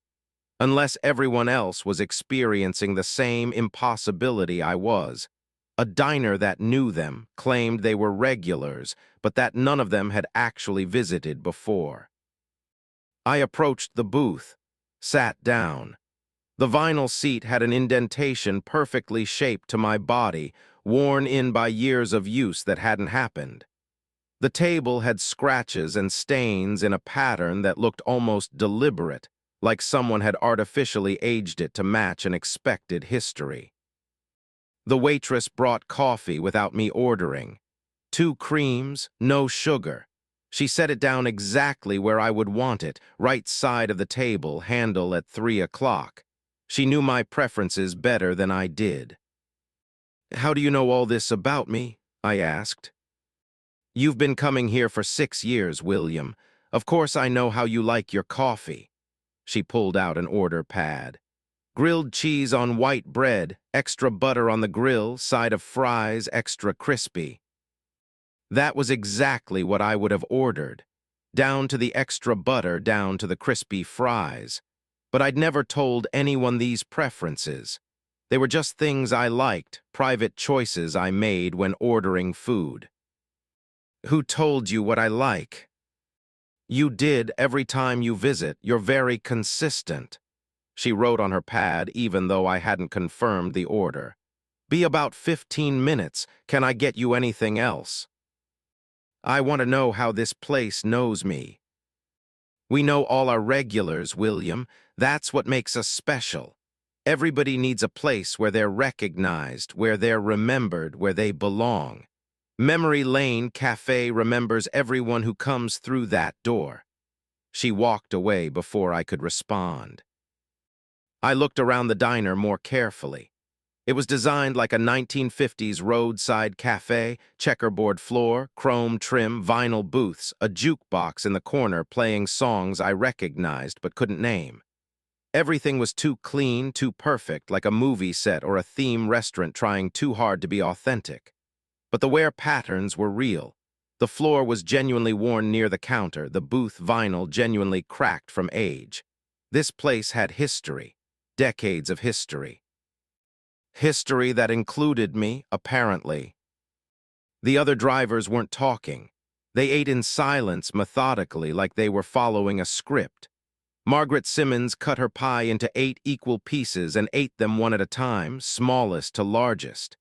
David Park alternated bites of his burger with sips of water in perfect rhythm, never breaking the pattern. Sarah Littlefoot hadn't touched her food. She just stared at it, her hands folded on the table, her expression blank. "Excuse me," I called to her. "Have you been coming here long?" She turned to look at me. Her eyes were unfocused, dreamy. "Since 1997, I stop here every time I drive this route. Best grilled cheese in Alberta." "Do you remember the first time you came here?" She paused, her brow furrowed. It's always been here. I can't remember a time when it was. When I started driving this route, the diner was already here and I was already a regular." "That doesn't make sense." "It makes perfect sense. It remembers me, so I must have been here before. The memories are right there on the table." She pointed to her plaque. "It says 1997, so that's when I started coming." "What if the plaque is wrong?" "The plaque can't be wrong. It's a record. Records don't lie." But her voice lacked conviction, like she was reciting something she'd been told rather than something she believed. My food arrived. The grilled cheese was perfect, golden brown, butter crispy, cheese melted exactly right. The fries were crispy, seasoned exactly how I preferred. It tasted like my ideal grilled cheese, the one I'd imagine if someone asked me to describe the perfect version of this sandwich. I took a bite. The taste was familiar. Not just familiar like I've had grilled cheese before familiar, but familiar like I'd eaten this exact sandwich doughs. NS of times in this exact diner, sitting in this exact booth. A memory I didn't have, but that my taste buds seemed to recognize. I set down the sandwich. "How much do I owe you?" $15.75, same as always. I paid, left a 20% tip because apparently that's what I always did, stood to leave. The waitress looked disappointed. "You're leaving earlier than usual. Is everything okay, William?" "I need to get back on the road." "But you always spend 45 minutes here. You have another 27 minutes before you usually leave. If you leave early, you'll disrupt your pattern." "What happens if I disrupt my pattern?" Her smile faltered for the first time. "I don't know. Nobody has ever left early before. All our regulars follow their patterns. That's what makes them regulars." I walked toward the exit, past the other drivers, all eating in silence, all following their routines. Past the jukebox, which was playing a song I suddenly recognized. Memory Lane, by some forgotten 1960s band, lyrics about returning to familiar places and familiar faces.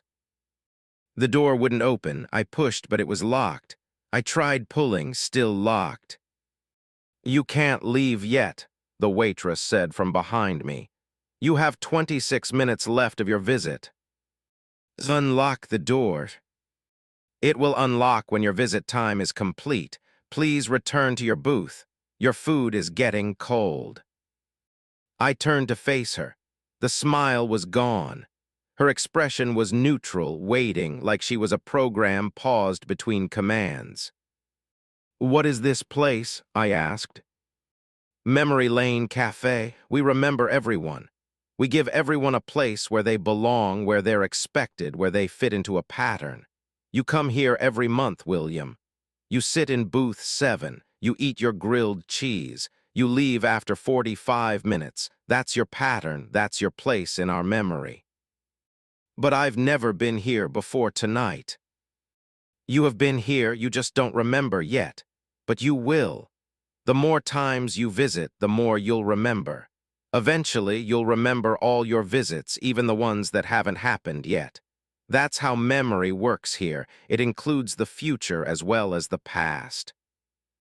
I understood then. This place didn't record memories. It created them. It imposed them. Every driver who stopped here was assigned a history, a pattern, a set of behaviors that they would follow every time they visited. And each visit reinforced the pattern, made it more real, until the false memories became indistinguishable from real ones. "I'm not coming back," I said. "Yes, you are. You come here every month. It's in your pattern. We remember your future visits just as clearly as your past ones. You can't change what's already been remembered." "I can choose not to stop here next month." "You'll stop. You won't remember choosing to stop. You'll just find yourself pulling into the parking lot, walking through the door, sitting in booth 7. Because that's what you do. That's what you've always done. That's what you'll always do." I tried the window instead. They were locked too, or sealed, or not actually openable. The glass felt wrong under my hands, too smooth, too perfect, more like plastic than glass. 24 minutes left. I could see a clock on the wall counting down. When it reached 0, would the door unlock? Or would it start over, trapping me here for another 45-minute cycle? "Let me leave early and I'll come back next month," I lied. "You'll come back regardless. Your pattern is established. We've already remembered your next visit. You'll arrive on January 14th at 11:47 p.m. You'll order the grilled cheese and coffee. You'll stay for 45 minutes. We've already prepared your booth." I walked to the jukebox. It was playing the same song on repeat, Memory Lane, over and over. I unplugged it. The music continued. The power cord dangled loose, not connected to anything, but the jukebox kept playing. I grabbed a chair and swung it at the window. The chair bounced off, the impact jarring my arms. The window didn't crack, the chair didn't leave a mark. 21 minutes left. The other drivers continued eating, oblivious to my panic. They'd all been here longer than me, years longer, decades longer. They'd forgotten they were trapped. They thought this was normal, thought they chose to stop here, thought they were regulars at a diner that had somehow known them before they'd arrived. I approached Sarah Littlefoot's booth. "Sarah, when was the last time you tried to leave early?" She looked up at me with those unfocused eyes. "Leave early? Why would I leave early? I like it here. This is my place. I'm remembered here." "Don't you want to go home? Don't you have a family waiting?" I had a family, I think, but that was before I became a regular. Now I just drive and stop here and drive some more. The diner is the important part. The driving is just what happens between visits." She'd forgot. In her life outside the pattern, the diner had become her only reality, the only thing that mattered. How long before that happened to me? How many visits before I forgot I'd ever had a life beyond this rest stop? 18 minutes left. I went to the kitchen, pushed through the swinging door. The waitress tried to stop me. Customers aren't allowed in the kitchen, William. But I shoved past her. The kitchen was empty. No cooks, no prep staff, no equipment running. But food sat on the pass, plates of grilled cheese, burgers, pie, all perfectly prepared, all still hot, cooking themselves somehow or materializing already finished.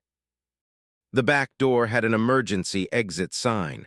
I slammed into it, expecting an alarm. The door opened. No alarm sounded. I stumbled outside. The parking lot was gone. My truck was gone. All the trucks were gone. Behind the diner was nothing, not empty space, but absence. A void. The building existed, but nothing else did. We were in a pocket of reality that contained only the diner, floating in an infinite darkness. "You can't leave through the back, William," the waitress said from the doorway. "The back doesn't lead anywhere. The only exit is the front door, and only when your visit time is complete." I looked at the void. It wasn't quite darkness. It was more like an absence of space itself, a place where location didn't exist. If I stepped into it, would I fall forever? Would I cease to exist? Or would I simply find myself back inside the diner, my escape attempt forgotten, reset to the beginning of my 45-minute visit? 15 minutes left. I went back inside, sat in booth 7. The grilled cheese was still warm, even though I'd left it 20 minutes ago. Time didn't work normally here. Or the food existed in multiple states, simultaneously fresh and cold and eaten, depending on what the pattern required. "Thank you for returning, William," the waitress said. "Would you like a refill on your coffee?" "How many drivers are trapped here?" "Nobody's trapped. Everyone chooses to visit. You're all regulars. You belong here." "How many?" She hesitated. Then, 234 active regulars. Some visit daily, some weekly, some monthly like you, some only once a year, but they all return. They all follow their patterns. "What happens to drivers who don't stop here?" "Everyone stops here eventually. The rest stop appears to drivers who need a place to belong, who are looking for somewhere familiar, somewhere remembered. You all have patterns in your lives, routes you drive, stops you make, routines you follow. We simply make those patterns explicit, make them permanent." "I don't want to be permanent." "But you already are. You've been stopping here for 6 years. We remember all your visits, even the ones you haven't made yet. You can't unmake a memory, William. You can't unbelong from a place that's already claimed you." 11 minutes left. I opened my wallet, found a pen, started writing on a napkin. "William Okonkwo, this diner traps drivers. Don't stop here. Keep driving, don't." The words disappeared as I wrote them. The ink faded, the napkin returned to pristine white. I tried again. Same result. The diner wouldn't let me create a warning that could break the pattern. 8 minutes left. "What happens when my visit time is complete?" I asked. "The door unlocks. You return to your truck. You drive to Calgary. You make your delivery. You drive home. You forget about this place until next month, when you'll find yourself pulling into our parking lot again, right on schedule. I'll remember this conversation. I'll remember that something's wrong here." "You won't. Nobody does. The memories that happen inside the diner stay inside the diner.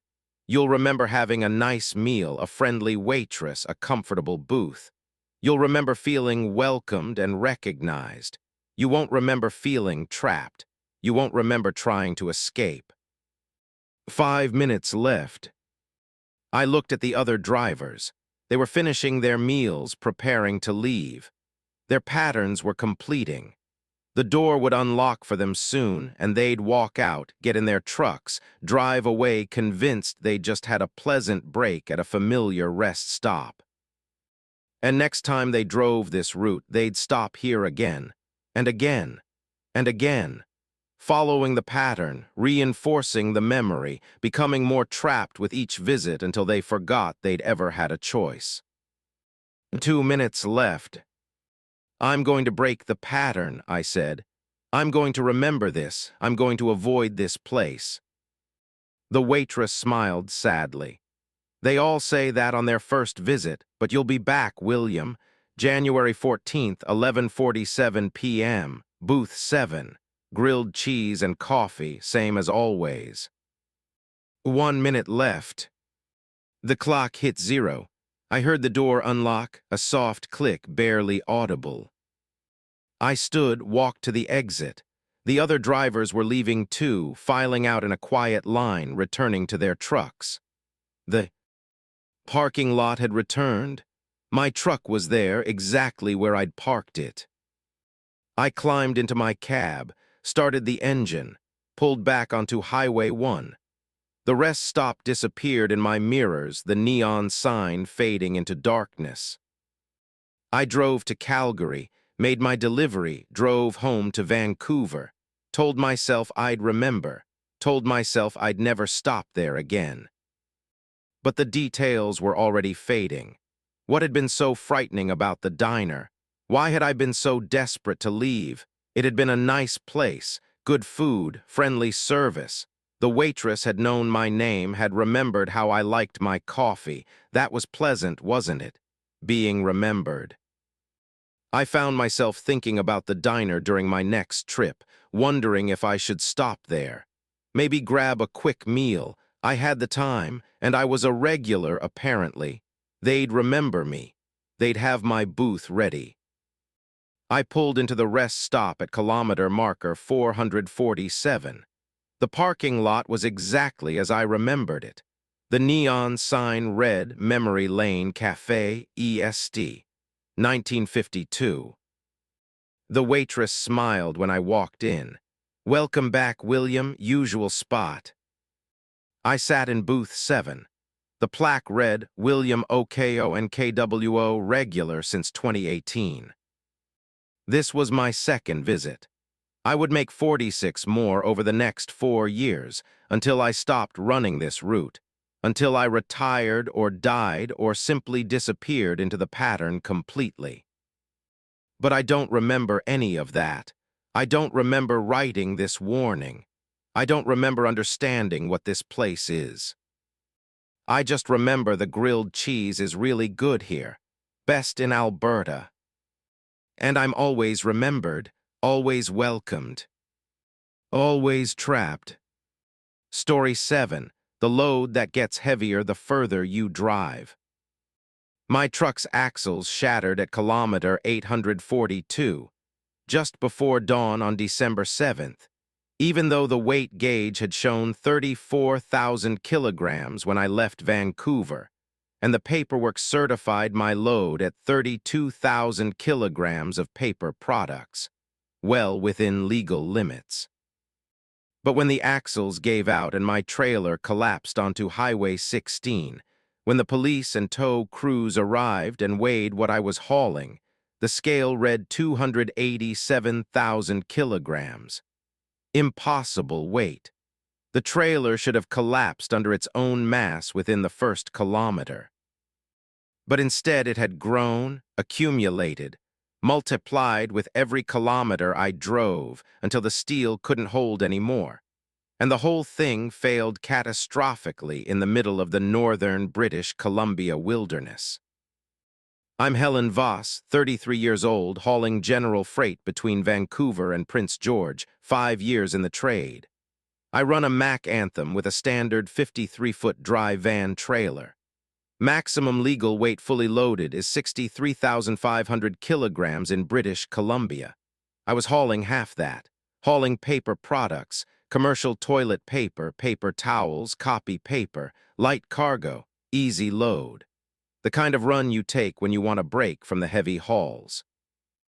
Except the cargo had gotten heavy, impossibly heavy, and nobody could explain how. Ms. Voss walked me through the loading process again, the RCMP officer said. We were standing beside my collapsed trailer, surrounded by police vehicles and tow trucks and a mobile crane that couldn't lift the trailer because the weight was too much even for industrial equipment. Dawn light was turning the snow-covered wilderness gray. My breath came in clouds. The temperature was -38 Celsius. Standard loading process, I said. I arrived at the Vancouver warehouse at 6 p.m. on December 6th.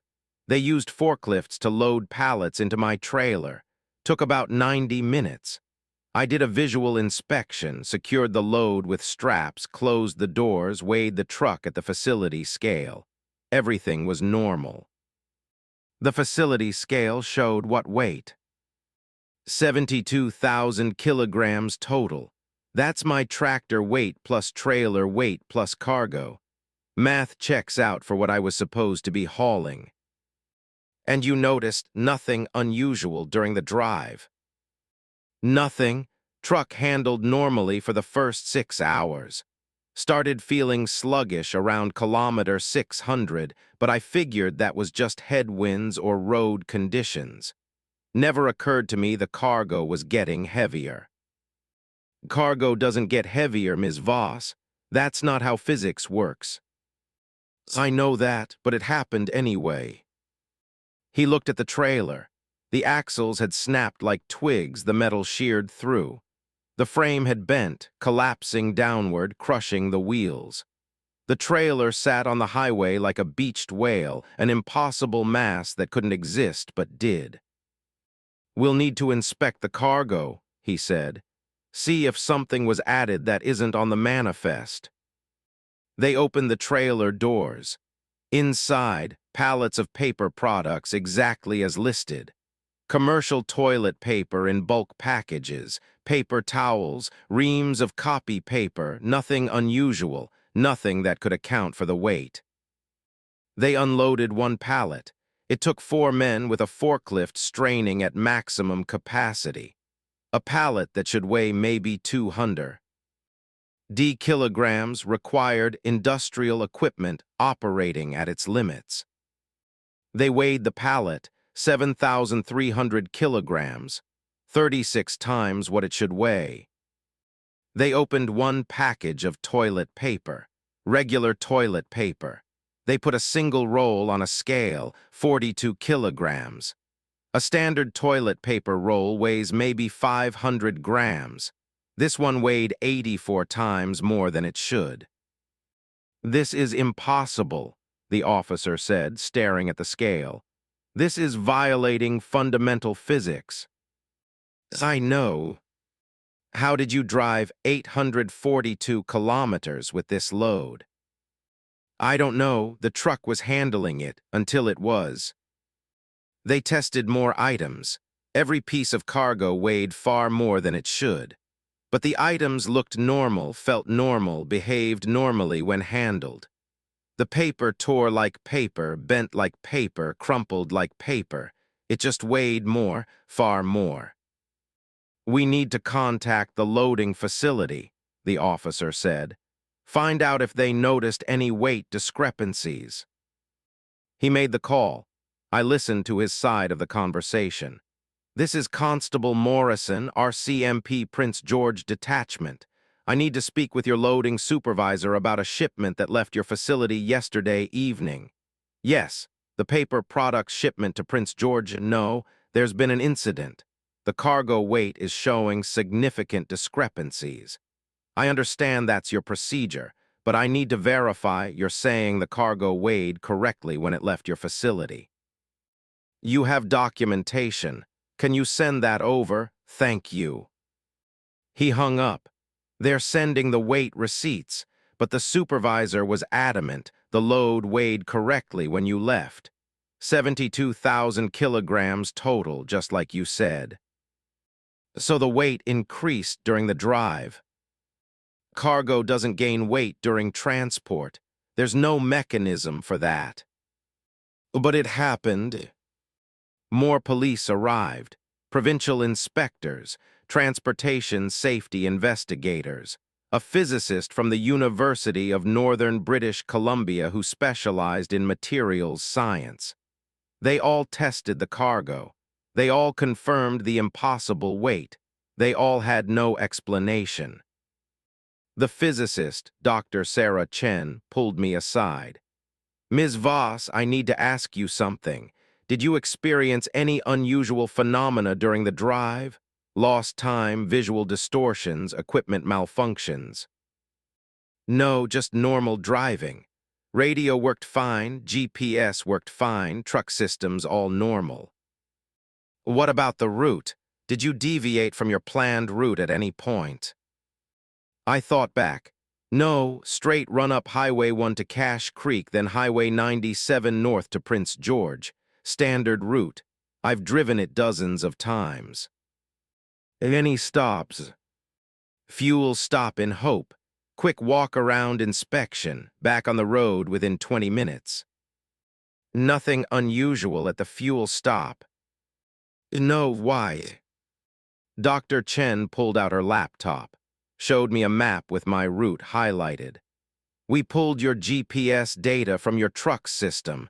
You're correct that you followed your planned route, but according to the GPS timestamps, you experienced several anomalies." She zoomed in on the route.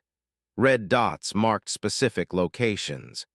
"Here, at kilometer 212, your GPS signal disappeared for 7 minutes, then reappeared, and you traveled 42 kilometers during those 7 minutes. That would require traveling at approximately 350 kilometers per hour." "That's impossible. My truck won't go that fast, and I didn't experience any missing time." "Nevertheless, the GPS data shows discontinuities, periods where your location jumped forward without continuous travel. 7 separate incidents during your 8-hour drive, each one corresponding to a weight increase if we extrapolate backward from your final cargo weight." "What does that mean?" "It means you weren't just driving through space. You were driving through something else, somewhere else. And each time you transitioned through one of these anomalies, your cargo accumulated additional weight from I don't know where.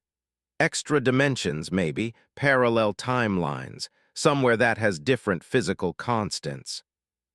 "That sounds like science fiction." "It is science fiction. Until 45 minutes ago when we started weighing cargo that violates conservation of mass. Now it's just unexplained science." She pointed at the map. "The anomalies are clustered around specific locations, not random. There's a pattern." The red dots formed a line parallel to the highway, offset by about 3 kilometers. "This looks like an old road," I said. "Maybe a historical route." Dr. Chen pulled up a historical map overlay. "You're right. This was the original Highway 97, built in the 1950s before they rerouted it in the 1980s. The old road was abandoned. Most of it's gone now, reclaimed by wilderness, washed out, overgrown." "Why would an abandoned road affect my cargo weight?" "It shouldn't. Roads don't affect cargo weight, but the correlation is undeniable. Every GPS anomaly occurred when you were close to the old road alignment. Like the old road was pulling on you, pulling you into some other space where your cargo could accumulate extra mass." I stared at the map, at the red dots, at the abandoned road that somehow reached across 3 kilometers and affected reality on the new highway. What happened to drivers who used the old road? "I don't know, let me check historical records." She made calls, pulled up archives on her laptop, cross-referenced accident reports and missing persons cases. "Oh," she said after 20 minutes. "Oh, this is very bad." "What did you find?"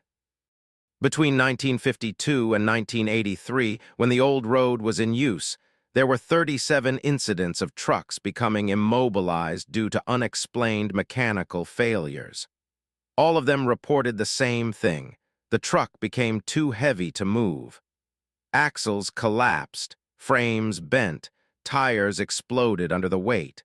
But the cargo always weighed correctly when it was loaded. What happened to those drivers? Most were rescued, but 4 were never found. The trucks were found, too heavy to move, but the drivers had disappeared. No footprints, no signs of walking away, just gone. Where did they go? I think they went the same place the extra weight came from. I think they crossed completely into whatever space exists parallel to that old road, and they never came back. I looked at my trailer, at the impossible weight that had accumulated kilometer by kilometer. Why did I come back? Why didn't I disappear like those other drivers? Maybe because you were on the new highway, not the old one. You were only grazing the edge of whatever anomaly exists there, getting close enough to accumulate weight but not close enough to be pulled in completely. What happens to the cargo now? We can't move it. It's too heavy. We'd need to disassemble your trailer and remove items piece by piece, but even individual toilet paper rolls weigh more than human workers can lift safely. We'll need specialized equipment, maybe robotic systems. How long will that take? Weeks, maybe months. The highway will have to be rerouted around your trailer in the meantime. I looked at the collapsed trailer, at the cargo that had destroyed my truck, at the highway closed behind police tape. My livelihood was gone. My truck was destroyed. And nobody could explain why except you drove too close to an abandoned road that somehow pulls matter from other dimensions. I want to see the old road, I said. Ms. Voss, I don't think that's wise. I need to understand what happened. I need to see the place that did this. Dr. Chen hesitated. Then, I'll take you, but we're not going alone. We're bringing equipment. We assembled a team, Dr. Chen, myself, 2 grad students, a provincial highway inspector. We drove to the nearest point where the old road came within 3 kilometers of the new highway. Parked. Hiked through snow and underbrush into the wilderness. The old road appeared after 30 minutes of hiking. It wasn't gone like I'd expected. It was still there, asphalt mostly intact, just hidden by 40 years of forest growth. Trees grew through cracks in the pavement. Snow covered it except where the asphalt absorbed enough heat from sunlight to melt it away. This is kilometer 212 on your route, Dr. Chen said, checking her GPS. The first anomaly point, where you lost 7 minutes and gained your first weight increase. The road looked normal. Old, abandoned, but not magical or dimensional or threatening. Just a forgotten piece of infrastructure. Dr. Chen placed a digital scale on the old road's surface. Put a standard calibration weight on it, 10 kilograms. The scale read 10 kilograms. She moved the scale 10 meters to the side off the road. The weight still read 10 kilograms. Whatever's happening, it's not a constant effect, she said.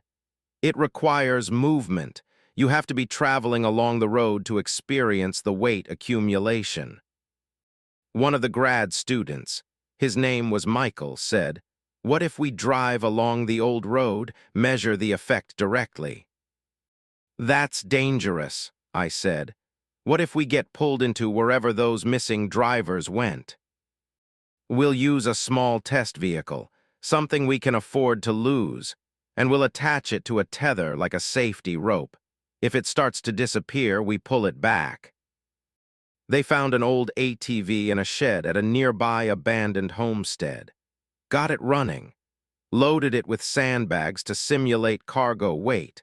Attached a steel cable to the frame.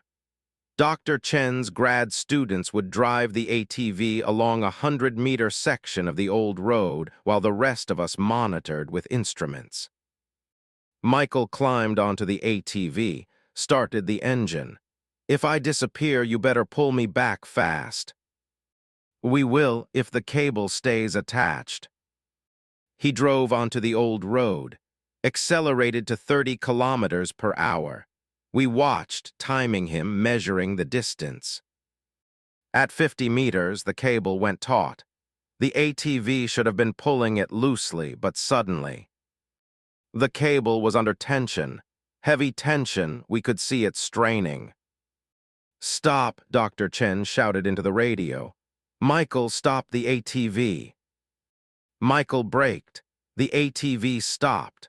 The cable remained taut, like the ATV weighed far more than it should, creating tension just by existing at that position on the road. We pulled on the cable. It barely moved. The ATV shouldn't weigh more than 300 kilograms plus the sandbags. We had 4 people pulling. We should have been able to drag it easily. But it felt like pulling a boulder, an anchor. "Michael, can you drive back toward us?" Dr. Chen called. The ATV's engine revved. It moved slowly, fighting against its own weight. Michael drove back down the old road toward our position. As he got closer, the cable tension decreased. When he pulled off the old road completely, back onto normal ground, the cable went slack again. We weighed the ATV and sandbags, still 300 kilograms, normal weight. But while it had been on the old road, 50 meters from the start point, it had weighed far more. "The weight increase is localized," Dr. Chen said. "It only manifests while you're on the old road. Once you leave, the weight returns to normal. But when you were on the new highway, you were crossing through proximity to the old road, and each time you did, some of that temporary weight became permanent. Like the cargo was remembering the extra mass, accumulating it." "Why would proximity cause permanent changes?" I asked. "I don't know. Maybe the new highway's asphalt contains material from the old road, recycled pavement, reused aggregate. So microscopically, parts of the old road exist within the new road. And when you drove over those sections, you partially entered the old road's space, enough to accumulate its weight properties." We hiked back to our vehicles. The forest felt oppressive now, knowing we were within 3 kilometers of a road that could add hundreds of thousands of kilograms to anything that traveled along it. Knowing drivers had disappeared into whatever space existed alongside the old asphalt. "What do I do now?" I asked Dr. Chen. "I can't drive this route anymore. I can't risk accumulating that weight again." "Avoid routes that parallel the old Highway 97. There are alternate roads, longer but safer." "What about other drivers? How many are accumulating weight without realizing it? How many will collapse their axles like I did?" "I'm filing a report with the Provincial Transportation Ministry. They'll need to close sections of Highway 97, reroute traffic, maybe rebuild the highway further from the old road alignment. But that will take years. In the meantime," she trailed off. "In the meantime, drivers would keep using the road, keep accumulating impossible weight, keep collapsing." I never drove Highway 97 again. Took longer routes, added hours to my trips, lost income from the inefficiency. But I wasn't going to risk another encounter with whatever existed alongside that abandoned road. Other drivers weren't so cautious. Over the next 6 months, 11 more trucks collapsed on Highway 97 between Cache Creek and Prince George. All the same problem, cargo that weighed far more than possible, axles shattering, trailers crushing under their own mass. 3 drivers disappeared. Their trucks were found, too heavy to move, but the drivers were gone. No footprints, no signs of struggle, just vanished. I think they crossed fully into the old road space. I think they're driving there now, in whatever parallel dimension exists alongside our highways, hauling cargo that weighs more with every kilometer, getting heavier and heavier until... Until what? Do they collapse there too? Do they get stuck forever, their trucks too heavy to move, their cargo accumulating infinite mass until it collapses into a singularity? Or do they keep driving, finding some way to handle the impossible weight, becoming part of the old road's eternal traffic? I don't know. I just know my cargo tried to pull me there, tried to make me heavy enough to sink into that other space. And I almost didn't make it back. My trailer is still on Highway 97 at kilometer 842. Too heavy to move, too dangerous to approach. The province built a barrier around it, rerouted traffic around it. It sits there, a monument to impossible physics. Sometimes truckers report seeing it at night. Report seeing movement inside the trailer like someone's unloading it. But when highway inspectors check in the morning, the trailer is unchanged, the cargo still sealed inside. I think the missing drivers are unloading it, piece by piece from the other side, taking the impossible weight into their dimension, claiming the cargo that tried to pull me through. And someday they'll finish unloading. The trailer will be empty. And maybe then I'll be free of the weight that still follows me, the weight I can feel even though I'm not hauling anything anymore. Because I didn't escape completely. Part of me is still on the LD road, still accumulating mass, still getting heavier with every kilometer I drive. I can feel it when I climb into my new truck. The seat feels too small, like I weigh more than I should. The suspension sags slightly, like there's extra weight. My truck handles sluggishly, like I'm hauling cargo even when I'm empty. I'm accumulating weight in my body now, not just my cargo, me. And I don't know when I'll get too heavy to move. When I'll collapse like my trailer did. When I'll sink into the old road completely and disappear like those other drivers. I just hope it's not soon. Story 8, the headlights that show tomorrow's road. The accident happened 30 kilometers ahead of me at 2:47 a.m. on December 28th. A jackknifed fuel tanker blocking both lanes of Highway 93. The driver dead on impact when his cab crushed against the guardrail. I know this because I saw it in my headlights, saw the tanker spin and the cab crumple and the fuel spill across the highway, saw the whole scene play out in perfect detail illuminated by my Freightliner's LED beams. But when I reached the location at 3:19 a.m., 32 minutes after I'd witnessed the accident, the road was empty, pristine, no tanker, no wreckage, no fuel spill. The accident wouldn't happen for another 4 hours. I'd somehow seen the future, watched an event that wouldn't occur until 7:03 a.m. when a different driver would jackknife his tanker in the exact manner I'd witnessed hours earlier. I'm Thomas Brennan, 56 years old, hauling frozen foods from Calgary to Vancouver, running this route for the past 9 years. I'm methodical, careful, maybe overly cautious. I've never had an accident, never had a serious citation, never had any reason to question my perceptions or judgment. But tonight my headlights showed me something that hadn't happened yet, and I don't know if that was a gift or a warning or a sign that I was losing my mind in the December darkness. The first impossible thing appeared at 2:19 a.m.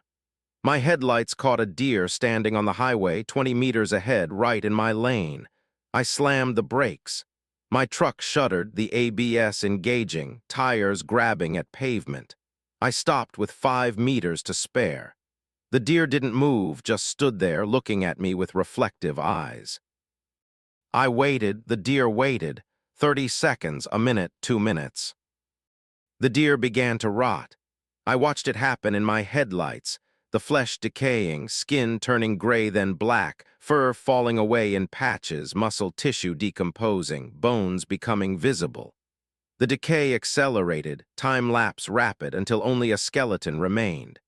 Then the bones darkened, weathered, began to crumble. Within 5 minutes of my watching, the deer had decomposed completely, reduced to a small pile of bone fragments and dust. Then it reversed. The fragments reassembled, bones brightening, flesh growing back, fur spreading, until a healthy deer stood there again, looking at me. Then it bounded away into the trees, leaving the highway clear. I sat there, hands trembling on the wheel, trying to understand what I'd seen. Decay didn't happen that fast. Decay and reversal didn't happen in 5 minutes. Unless I hadn't been seeing real time. Unless my headlights had shown me the deer's entire future, standing on the road tonight, getting hit by a vehicle tomorrow or next week, decomposing over months, the process compressed into 5 minutes of vision, then reversing to show me the deer in its current state before it bounded away. I shook my head. That was insane. Headlights don't show the future. They show what's in front of you, illuminated by photons reflecting off surfaces. They're not time machines. But the deer had decomposed and reversed in my headlights, and then it had run away healthy, and now the highway was empty. I drove onward, carefully, watching the road ahead with new suspicion, wondering what else my headlights might show me.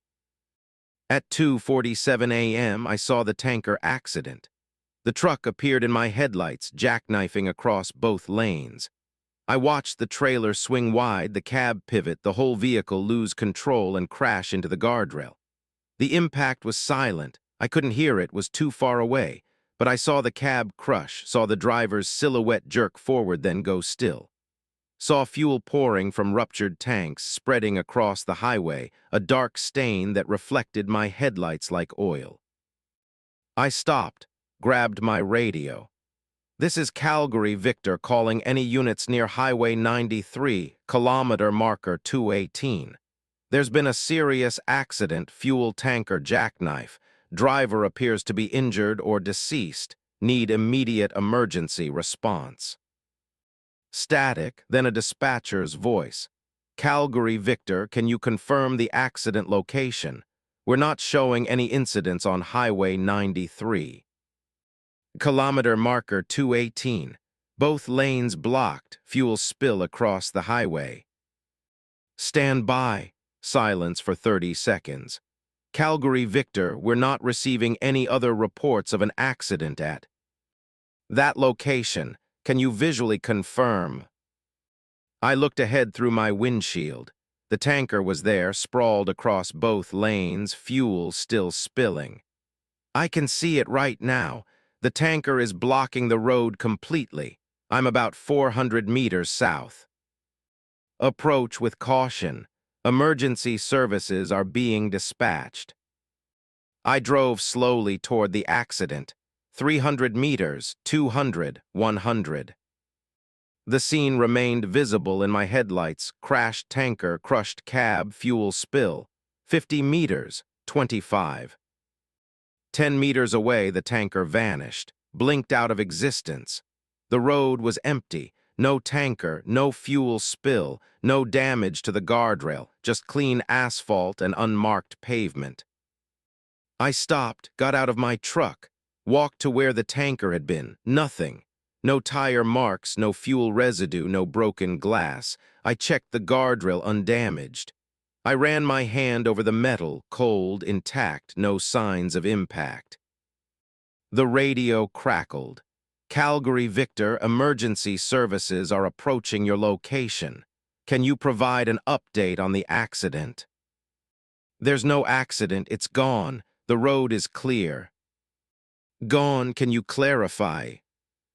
The tanker I saw, it's not here. Nothing's here. The road is completely clear.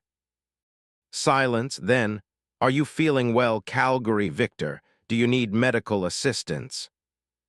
I'm fine.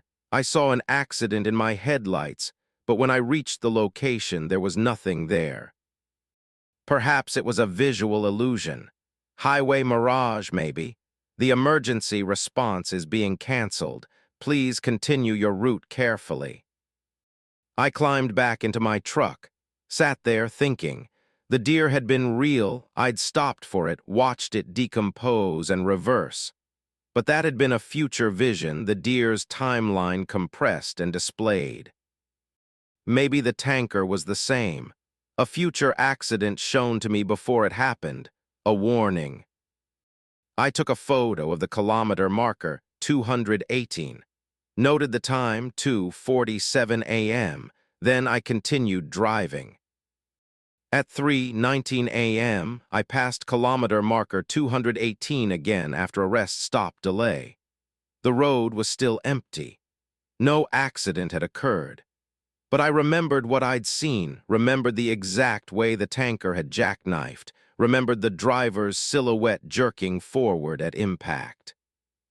I called the dispatcher again. This is Calgary, Victor. I need to report a probable future accident at Highway 93, kilometer marker 218. A future accident? I know that sounds crazy, but I witnessed what I believe is a precognitive vision, a fuel tanker jackknifing. I need to warn drivers in the area to be cautious. Sir, we can't issue warnings based on visions. If you witness an actual accident, call immediately. Otherwise, please continue your route. They thought I was insane. Maybe I was. But I'd seen that accident and my instinct said it would happen exactly as I'd witnessed it. I drove to the next truck stop, parked, waited, monitored the CB radio, listening for any reports of accidents on Highway 93. At 7:03 a.m., a call came through. This is northbound unit reporting a jackknife accident on Highway 93, kilometer marker 218. Fuel tanker blocking both lanes, requesting emergency services. 4 hours and 16 minutes after I'd seen it in my headlights. The accident had happened exactly as I'd witnessed, exactly where I'd witnessed it. I wasn't hallucinating. I wasn't experiencing fatigue illusions. My headlights were showing me the future. But why, how? I examined my truck's headlights. Standard LED units installed 2 years ago, manufacturer specifications normal. I checked the electrical system, voltage normal, no anomalies. The lights were ordinary truck headlights, nothing special, nothing that should enable time-displaced vision. Unless the road was the factor. Unless something about Highway 93 in December, in the darkness, in the mountain passes, created conditions where light behaved differently, where photons could arrive before they left, where headlights could illuminate events that hadn't occurred yet. I researched Highway 93 on my phone, found reports of unusual accidents, of drivers reporting seeing things before they happened, of precognitive warnings that saved lives. But also reports of drivers who saw their own deaths in their headlights, saw themselves crash or jackknife or lose control, and then couldn't prevent it from happening because the future was fixed, already written, displayed in the light before it became the present. I was scared to keep driving. If my headlights showed me my own death, if I witnessed my truck going off the road or getting hit by another vehicle, would I be able to prevent it? Or would I be locked into that future, forced to watch it approach kilometer by kilometer until it became reality? I needed to test this, needed to understand the rules. If I saw danger ahead, could I change it? I drove to a straight section of highway empty of traffic, accelerated to highway speed, watched my headlights carefully. At 8:34 a.m., my headlights showed me debris on the road. Ahead, a shredded tire scattered across my lane, unavoidable at my current speed. I'd hit it in approximately 8 seconds. I changed lanes immediately, moved into the left lane, drove past the location where the tire would be. There was no tire, the road was clear. But 3 kilometers later, I saw the same tire again in my headlights, shredded, scattered, unavoidable. This time it was in the left lane, waiting for me. I changed back to the right lane, drove past. No tire. 5 kilometers later, the tire appeared again, this time across both lanes. No way to avoid it without stopping. I stopped, got out, walked ahead to where my headlights showed the tire debris. Nothing, clean road. I got back in my truck, started driving. Within 1 kilometer, my headlights showed the tire again. And this time, as I approached, the tire materialized, actually appeared on the road, scattered across my lane. Real, physical, unavoidable. I hit it, the rubber shredded further, chunks flying. My truck bounced over the debris, unharmed but jolted. I understood then. My headlights showed possible futures, probable futures, futures that would happen if I didn't change my behavior. But some futures were fixed. If I kept trying to avoid them, they'd keep reappearing, adjusting their location to ensure they happened eventually. The tire debris was a small, fixed event. Hitting it was inevitable. The only variable was where and when. But the tanker accident, that had been a possible future. I'd warned dispatch, even though they'd ignored me. I'd stopped, investigated, delayed my route. And the accident had happened to a different driver at a different time, but in the same location and manner I'd witnessed. My intervention hadn't prevented the accident. It had just ensured I wasn't involved in it. The headlights showed danger. They gave me a chance to avoid personal harm, but they didn't give me the power to prevent harm to others. I kept driving, kept watching my headlights. Saw a dozen small futures. A deer crossing, I slowed, it crossed safely. Black ice, I reduced speed, navigated carefully. A stalled vehicle, I changed lanes, passed without incident. At 4:17 p.m., December 28th, my headlights showed me my own death. I saw my truck lose control, slide on ice, careen off the highway and down a steep embankment. I saw the truck roll, cab crushing, trailer separating. I saw myself thrown against the windshield, neck snapping. I saw the whole accident in perfect silent detail, illuminated by my own headlights that continued shining even as I died, pointing uselessly at the sky while my body cooled in the wreckage. The vision was coming from the road ahead, kilometer marker 276, a curve with a steep drop-off. I'd be there in approximately 4 minutes at my current speed. I could stop, could pull over, wait for conditions to change, wait for the future to shift. But the tire debris had taught me that fixed futures don't change. They just adjust their timing. If my death at kilometer marker 276 was fixed, stopping would only delay it. The accident would wait for me. Tomorrow, next week, next month.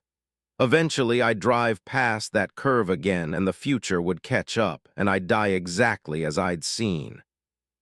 Unless I could prevent it, unless this future was mutable. I slowed down, reduced speed from 90 kilometers per hour to 60, approached the curve carefully. My headlights continued to show the accident, my truck losing control, going off the road, rolling down the embankment. The vision didn't change based on my reduced speed. It was showing me an inevitable outcome, not a speed-dependent scenario. 1 kilometer from the curve. My headlights showed the accident looping, playing over and over. I saw myself die a dozen times in 1 minute. 500 meters. The vision intensified. I could see details now, the expression on my face at the moment of impact, terror, and disbelief. The specific way my hands gripped the steering wheel uselessly, the angle of my neck breaking. 200 meters. I was crawling now, barely 20 kilometers per hour. The curve approached. 100 meters. The vision filled my headlights completely, overlaying the real road.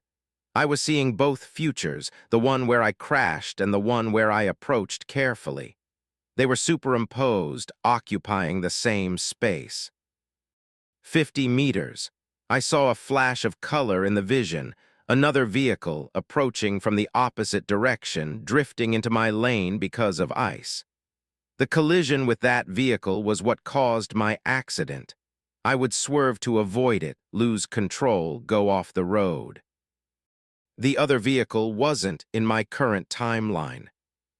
Story 9. Whiteout 80-mile marker 417.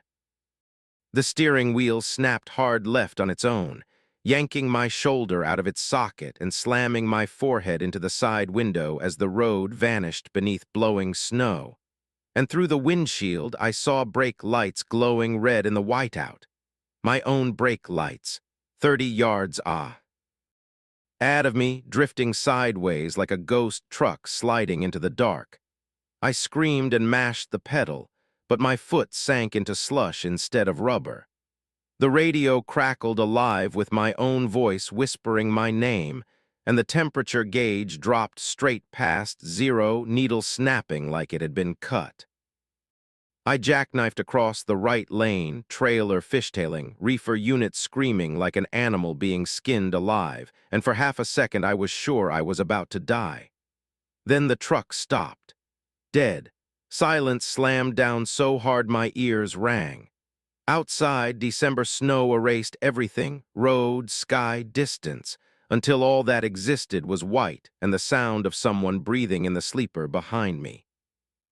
I was alone. I knew I was alone. But someone was breathing. My name is Robert Hayes, and on December 17th, 2023, at exactly 2:11 a.m., I learned what waits for truckers who stop too long in an Arctic whiteout. I'd been hauling frozen medical supplies northbound on the Dalton Highway, running a tight schedule that already had dispatch chewing my ass. 40,000 pounds of temperature-sensitive cargo locked in the reefer, destination Prudhoe Bay, no room for delays. The weather report had promised heavy snow but passable roads, which in Alaska means someone lying to cover their own incompetence. By midnight, the wind had picked up so hard it shoved the trailer sideways even at 45 miles an hour. And the world narrowed down to 2 faint tire tracks, and my own breathing fogging the cab. The breathing behind me didn't stop. I sat frozen, hands still locked on the wheel, heart hammering so hard it hurt. The sleeper curtain was pulled shut just like I always left it. No movement, no shadows, just the sound, slow, wet, like air moving through a clogged nose. I grabbed my maglite from the dash and twisted in my seat, shoulder screaming. "Hello!" My voice came out thin, swallowed by the insulation. The breathing stopped. Then the curtain bulged inward, just slightly, like something leaned against it from the other side. I yanked it open. The sleeper was empty, bunk made, duffel bag exactly where I'd left it, no footprints, no condensation, no sign anyone or anything had been there. The air was bitterly cold, cold enough to sting my lungs, and the temperature gauge on the dash read -37 and dropping. That was impossible. The cab heater was still on. I told myself stress was messing with me. Whiteout conditions do that, sensory deprivation. The brain fills in gaps. I climbed out, boots crunching on packed snow, wind instantly trying to tear me off the ground. The trailer loomed behind me, a long black wall disappearing into white. No other trucks, no lights, no road, just me and the storm. Then I saw the tire tracks. 2 sets. One set led from the driver's door to the road. The other set came from the darkness behind the trailer and ended at the sleeper door. They were barefoot. Panic tastes metallic. I know that now, like sucking on a penny. I staggered back into the cab, slammed the door, locked it, and tried the ignition. Nothing. The engine didn't even turn over. The battery indicator flickered and died. My phone had no signal. The satellite radio was dead. The CB hissed with static that rose and fell like distant breathing. I called dispatch anyway. "This is Hayes. I'm down at mile marker 417. Engine's dead. I've got a problem." Static, then a voice came through, distorted and slow. "Say again, Robert." It was my voice. I dropped the mic like it burned me. Outside, something thumped against the trailer. Once, twice. The whole rig shuddered. Snow sifted down from the ceiling of the cab. The reefer unit kicked on by itself, roaring so loud it vibrated my teeth, then shut off abruptly, plunging everything into silence again. A handprint appeared on the inside of the windshield. It wasn't frost, it was smeared like something wet had pressed against the glass. The fingers were too long. The thumb was on the wrong side. I screamed and scrambled backward, slamming into the sleeper bunk. The handprint slid downward slowly, leaving streaks until it vanished below the dash. Outside, I heard footsteps crunching around the cab. Bare feet. Slow, deliberate, circling. I grabbed my tire thumper from behind the seat and held it like a bat, chest heaving. "Go away," I whispered, because screaming hadn't helped before. "Please." The footsteps stopped at the driver's door. The handle rattled. The door bent inward slightly, metal groaning, like something was testing its strength. Snow blew through the cracked window seals, stinging my face. The temperature gauge read -45 now. Frost crept along the edges of the windshield in delicate, crawling patterns. Then the door stopped shaking. A voice spoke from inches away. "You let me in before." I shook my head violently. No, I didn't." "You did," the voice insisted. It sounded like a man who'd been screaming. "For hours, you stopped. You looked, you opened the door." Images flashed through my mind, headlights catching a shape in the snow miles back, a figure waving, barely visible in the whiteout. I remembered slowing down, remembered thinking it was stupid to stop in that weather, remembered opening the door. "No," I said again, but my voice lacked conviction. The voice sighed. The sound fogged the window from the outside. "I'm cold, Robert." The name hit harder than the wind. I'd never given it to anyone out here. The CB crackled to life again. "Robert," it whispered from everywhere at once. "Robert, Robert." The sleeper curtain rustled behind me. I spun around just in time to see the bunk depress, like an invisible body was climbing onto it. The mattress creaked. The smell hit me then, rotting meat and frozen earth like a corpse dug up in winter. I gagged, eyes watering. "Get out!" I swung the tire thumper wildly, connecting with nothing but air. The bunk dipped deeper. A shape formed, outlined by frost spreading rapidly across the fabric, a human outline that was wrong in subtle ways, too long, too thin, joints bending where they shouldn't. The cab lights flickered on. I saw it clearly then. Its skin was translucent, stretched tight over blue-black veins. Ice crystals glittered inside its chest where lungs should have been. Its mouth was a torn line filled with broken teeth, lips blackened by frostbite. Its eyes were gone, just smooth, frozen sockets that somehow still focused on me. It smiled. "You said you'd give me a ride," it whispered. "You said it was no trouble." I bolted for the passenger door, wrenching it open and throwing myself into the storm. The wind knocked me flat instantly, stealing my breath. Snow filled my mouth, my nose, my eyes. I crawled blindly away from the truck, away from the thing wearing a man's shape, hands going numb in seconds. Behind me, the engine roared to life. Headlights flared, blinding white cutting through the storm. The truck lurched forward. I screamed, scrambling to my feet, but the trailer swung wide, blocking my path. I ran along its length, slipping, boots useless on ice. The sleeper window slid open. The thing leaned out, its body bending impossibly, joints cracking like ice on a lake. "You forgot something," it called, voice carried effortlessly through the wind. The ground dropped away beneath my feet. I fell hard, sliding down an embankment, tumbling over rocks and frozen brush until I slammed into a stand of dead trees. Pain exploded up my leg. I lay there gasping, snow filling my jacket, watching as my truck pulled back onto the road. It didn't drive away. It turned around. The headlights swept the embankment, searching. The CB crackled faintly from inside the cab, my voice calling my name over and over. The thing climbed down from the sleeper, movements jerky and wrong, and began walking toward me, barefoot feet leaving no prints. I dragged myself deeper into the trees, biting my lip to keep from screaming as my legs screamed instead. Branches clawed at my face. The cold burrowed into my bones, a living thing. I could feel myself slowing, thoughts stretching out, becoming syrupy. It found me anyway.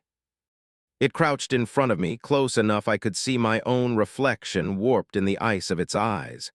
It reached out, fingers brushing my cheek. Its touch burned like dry ice. "Don't worry," it said gently. "I'll finish the run." The world went white. They found me 3 days later, hypothermic and half-mad, miles from where my truck was last seen. I told them everything. The troopers exchanged looks and said nothing.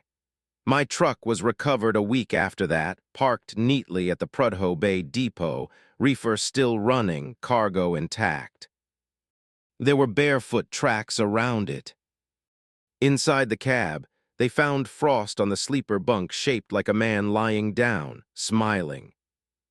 I don't drive anymore, but sometimes when the temperature drops and the wind howls just right, my phone rings at 2:11 a.m. There's no number on the screen, just static, and my own voice whispering from the other end, asking if I can give someone a ride because it's so very cold out there and the road goes on forever.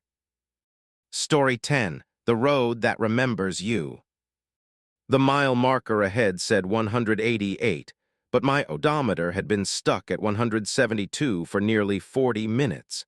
And when I blinked hard against the ice stinging my eyes, the marker twisted in on itself like soft metal and changed to my birthday. I slammed the brakes and felt the trailer shove me forward, seatbelt biting into my collarbone, and in the dead white silence that followed I heard knocking from inside the reefer. 3 slow hits, a pause, then 3 more, like someone using a code they were sure I'd understand. I didn't, but my hands were shaking like they did.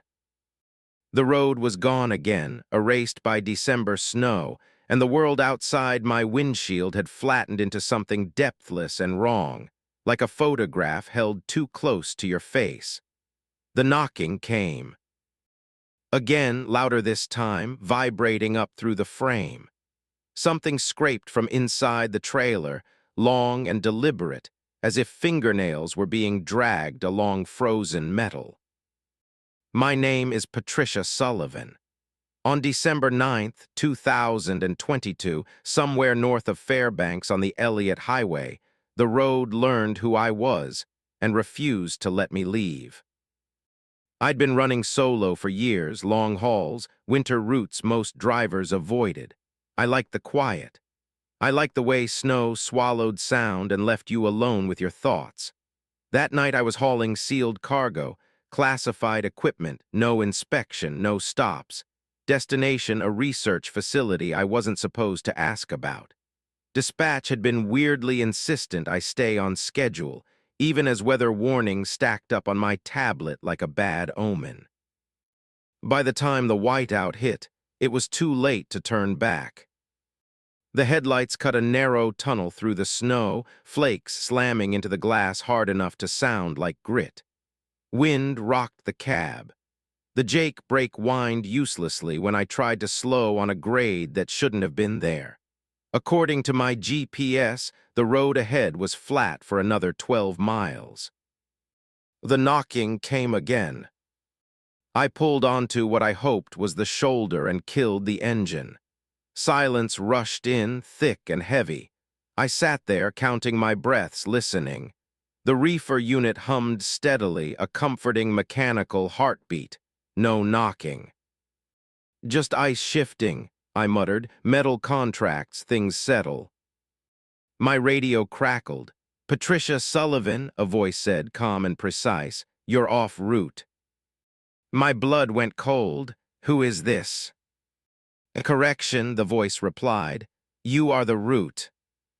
The GPS screen flickered. The map zoomed out, then out again, until the roads formed a web that pulsed faintly like veins under skin. One line glowed brighter than the rest, the one I was on. It curved unnaturally, looping back on itself, folding into shapes that made my eyes ache. I shut it off. The knocking resumed, violent now, slamming from side to side. The trailer rocked. Snow cascaded down around me as something hit the roof from inside. I grabbed my jacket and flashlight and stepped out into the storm, instantly disoriented. The wind shoved me sideways. I leaned into it, trudging back toward the trailer, beam of light jittering across the metal. The side of the reefer was warm. Not just warmer than the air, warm like skin. I pressed my gloved hand against it and felt a pulse beneath the steel, slow and strong. I yanked my hand back, heart racing. Hello, I shouted stupidly. The knocking stopped. Then the side of the trailer bulged outward. I stumbled back as the metal stretched, warping like it was being pushed from within by something too large. Rivets popped with sharp cracks. The bulge shifted, traveled down the length of the trailer, and settled near the rear doors. There was a face pressed against the inside. Not human, not animal, just an impression, eye sockets, a suggestion of a mouth sliding along the interior, distorting the steel as it moved. I screamed and ran for the cab, boots slipping, lungs burning. The engine refused to start. The radio crackled again. Patricia, it said almost kindly, you've been here before. Images slammed into my head. Another winter, another route. A night I'd lost time, hours unaccounted for, waking up parked perfectly at a truck stop with no memory of how I'd gotten there. I'd laughed it off. Fatigue, stress. The trailer slammed again. The rear doors bowed outward, locking bars bending like wet clay. Frost spread across them in branching patterns that looked like handwriting. The words formed slowly, painfully clear. Stay. I backed away, shaking my head. No, I'm leaving. The road behind the truck was gone. In its place was unbroken snow, stretching endlessly. When I turned back to the front, the road ahead was there again, but different. Narrower, curving sharply into darkness that swallowed my headlights whole. The GPS turned itself back on. Route recalculated. I didn't have a choice. I put the truck in gear and eased forward, heart pounding. The road felt wrong under the tires, soft and uneven, like driving over packed dirt instead of asphalt. The steering wheel vibrated subtly, constantly correcting, as if the truck was being guided by something else. Mile markers passed. 173, 174, 175. My odometer stayed at 172. The knocking turned into scratching, then into a rhythmic scraping that matched the rotation of the wheels. My teeth chattered uncontrollably. The cab smelled like ozone and hot metal.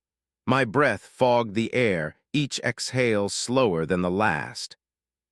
The radio whispered, not words, names. Mine, my mother S, my ex-husband's, a child I'd never had. I drove for what felt like hours, the road looping back on itself, landmarks repeating. Same bent sign, same dead tree, same drift shaped like a crouching man. Each time I passed them, they were closer together, like the road was compressing. The trailer lurch. Lead. I felt it then unmistakable, the weight changing. Heavier, lighter, heavier again. As if something inside was shifting, rearranging itself. The reefer unit screamed, alarms flashing, temperature spiking impossibly high. Dispatch, I gasped into the radio. I need help. Static, then, you already helped us. The road dropped away without warning. The truck plunged downward, stomach lurching, and for a heartbeat we were weightless. Then the tires hit again, hard enough to knock the wind out of me. The headlights illuminated a structure ahead, rising out of the snow. A checkpoint. Floodlights cut through the storm, illuminating concrete barriers and a low building half buried in drifts.